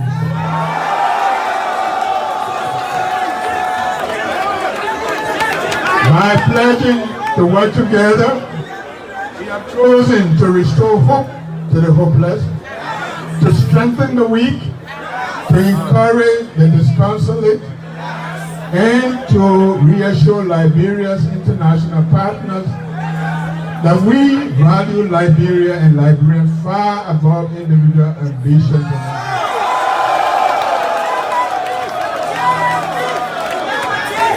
We have just demonstrated this commitment by reaffirming our collective endorsement. This is an exercise of true faith in working together for Liberia's sake. It expresses the unwavering commitment to a long journey. The journey calls for patience, endurance, honesty, and selflessness from all quarters. We must never lose sight of our leadership responsibilities. Today we have chosen to make Liberia soar. Let us continue to rise above the average, as we have always demonstrated, even in the midst of hostilities. We should challenge ourselves to proceed with the utmost sense of thoughtfulness, unity, and patriotism. Our mission is to rescue and to preserve our republic. Let this process rekindle our people's hope and revive their shattered dreams. Let us be genuine and truthful, bold and decisive. Let us be humble, calm, peaceful in our attitude and conduct. Let us keep our eyes forever fixed on the prize, one Liberia. Past record shows that violence has never been a tradition. So, when we assemble, protest or march, let us do so to dispel the erroneous notion that we are a nation of vandals, hooligans, and hoodlums. Let us be factual and evidential when we make utterances. In the end, let Liberia and Liberians win. We want the business to thrive again. We want children to attend schools without hesitation. We demand quality education for our youth, and our women and girls must be free of gender-based violence. We want agriculture to thrive and feed ourselves. We want industries to flourish.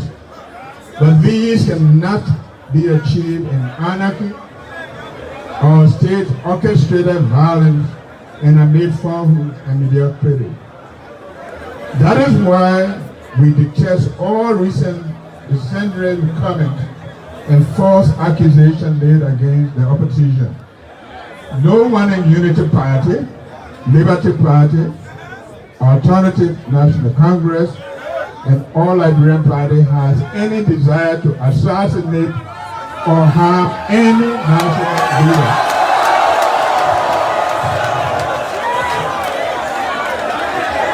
May I repeat, no one in Unity Party, Liberty Party, Alternative National Congress, nor Liberian Party has any desire to assassinate or harm anyone. Any such claims are ludicrous, dangerous, and reprehensible. Liberia and Liberians face daunting challenges and multifarious problems. Not least are concerned about excruciating level of hardship and the reported unchecked waves of public corruption across our government and the suppression of press freedom. On these, we owe no apology. We have no interest in seeing Liberians suffer again. We are agents of peace, unity, and reconciliation. Our parties, members, supporters, sympathizers, and friends are positive agents of transformation, not violence and crimes. By forging this collaborative commitment today, we serve notice that elections shall no longer be treated as events in our country. We set into motion a political and electoral process that will guarantee proper selection and vetting of candidates. It will allow time for preparation and orderly transition to new leadership and their adequate grooming. This process should ensure smooth generational change with stability. This collaboration must work. If it succeeds, Liberia will prevail. We will all be winners. For us in Unity Party, we believe in the philosophy that if we think Liberia, and if we love Liberia, we can definitely do Liberia. Thank you and God bless.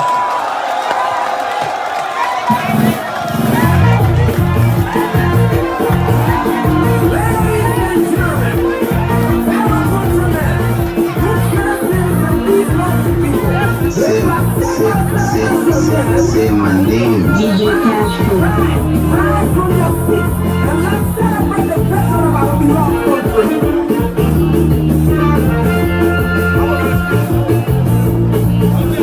Victory! Victory! Victory!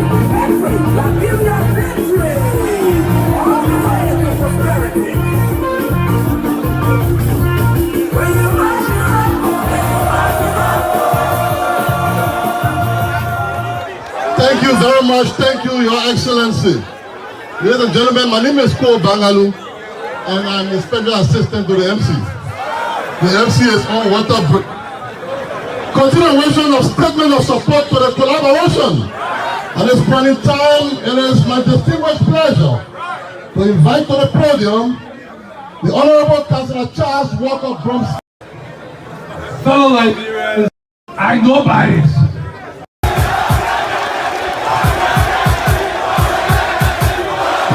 Thank you very much. Thank you very much. It was, let me start. We have the former representative, Grand Bassa County, Honorable Gabriel Buchanan Smith. We also have the all-powerful, the voice of the women, the Senator of Grand Bassa County, Senator Yombly Tagalora.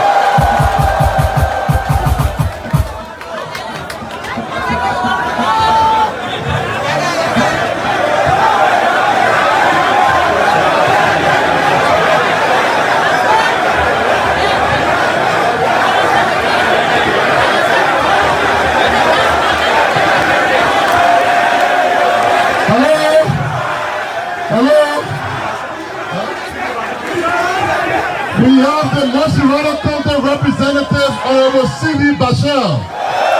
Total silence. Total silence right now. Respect for our leaders is very paramount. All my colleagues on the stand to please stand up and let's give our people a hand of applause.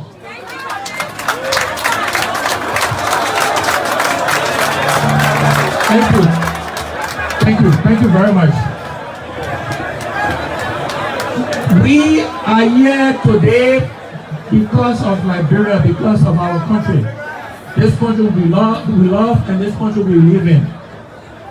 The direction of our country is alarming. It's going the wrong way fast. Although we have all, and I can speak for all of us, we have wished President Weah and his government well, things are not going the right way. The level of ineptitude, of incompetence, of corruption is unprecedented in the history of our country. The level of impunity is unprecedented in the history of Liberia. Our economy is in free fall. Our people are struggling. Prices are increasing. People are struggling to pay their tuition for their children, to pay their rent. Unemployment is growing. The direction of our country is going the wrong way, and governance is being eroded. Given all of this, it was imperative that we came together to try to rescue our country. You know, the motto of the ANC is Liberia first. And I know that there's no question that the partisans of the ANC will support this alliance, will support this collaboration. We must, and we will not fail. In all of our criticism of this government, we always offer them solutions, alternatives.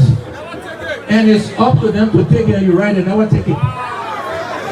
And I can assure you, going forward, as an alliance, we will continue to offer them solutions and hope they take it in the interest of the Liberian people.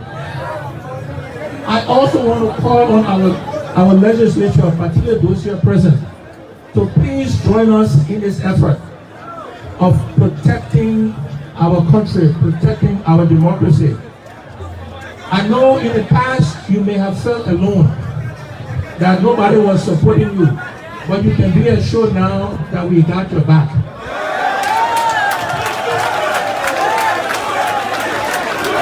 You can do it. You, our legislators, are the first branch of government. You can provide the check and balances we need, and we will support you in that effort. I also want to call on specifically our senators to please stop the impeachment of Justice Nabina Jammeh.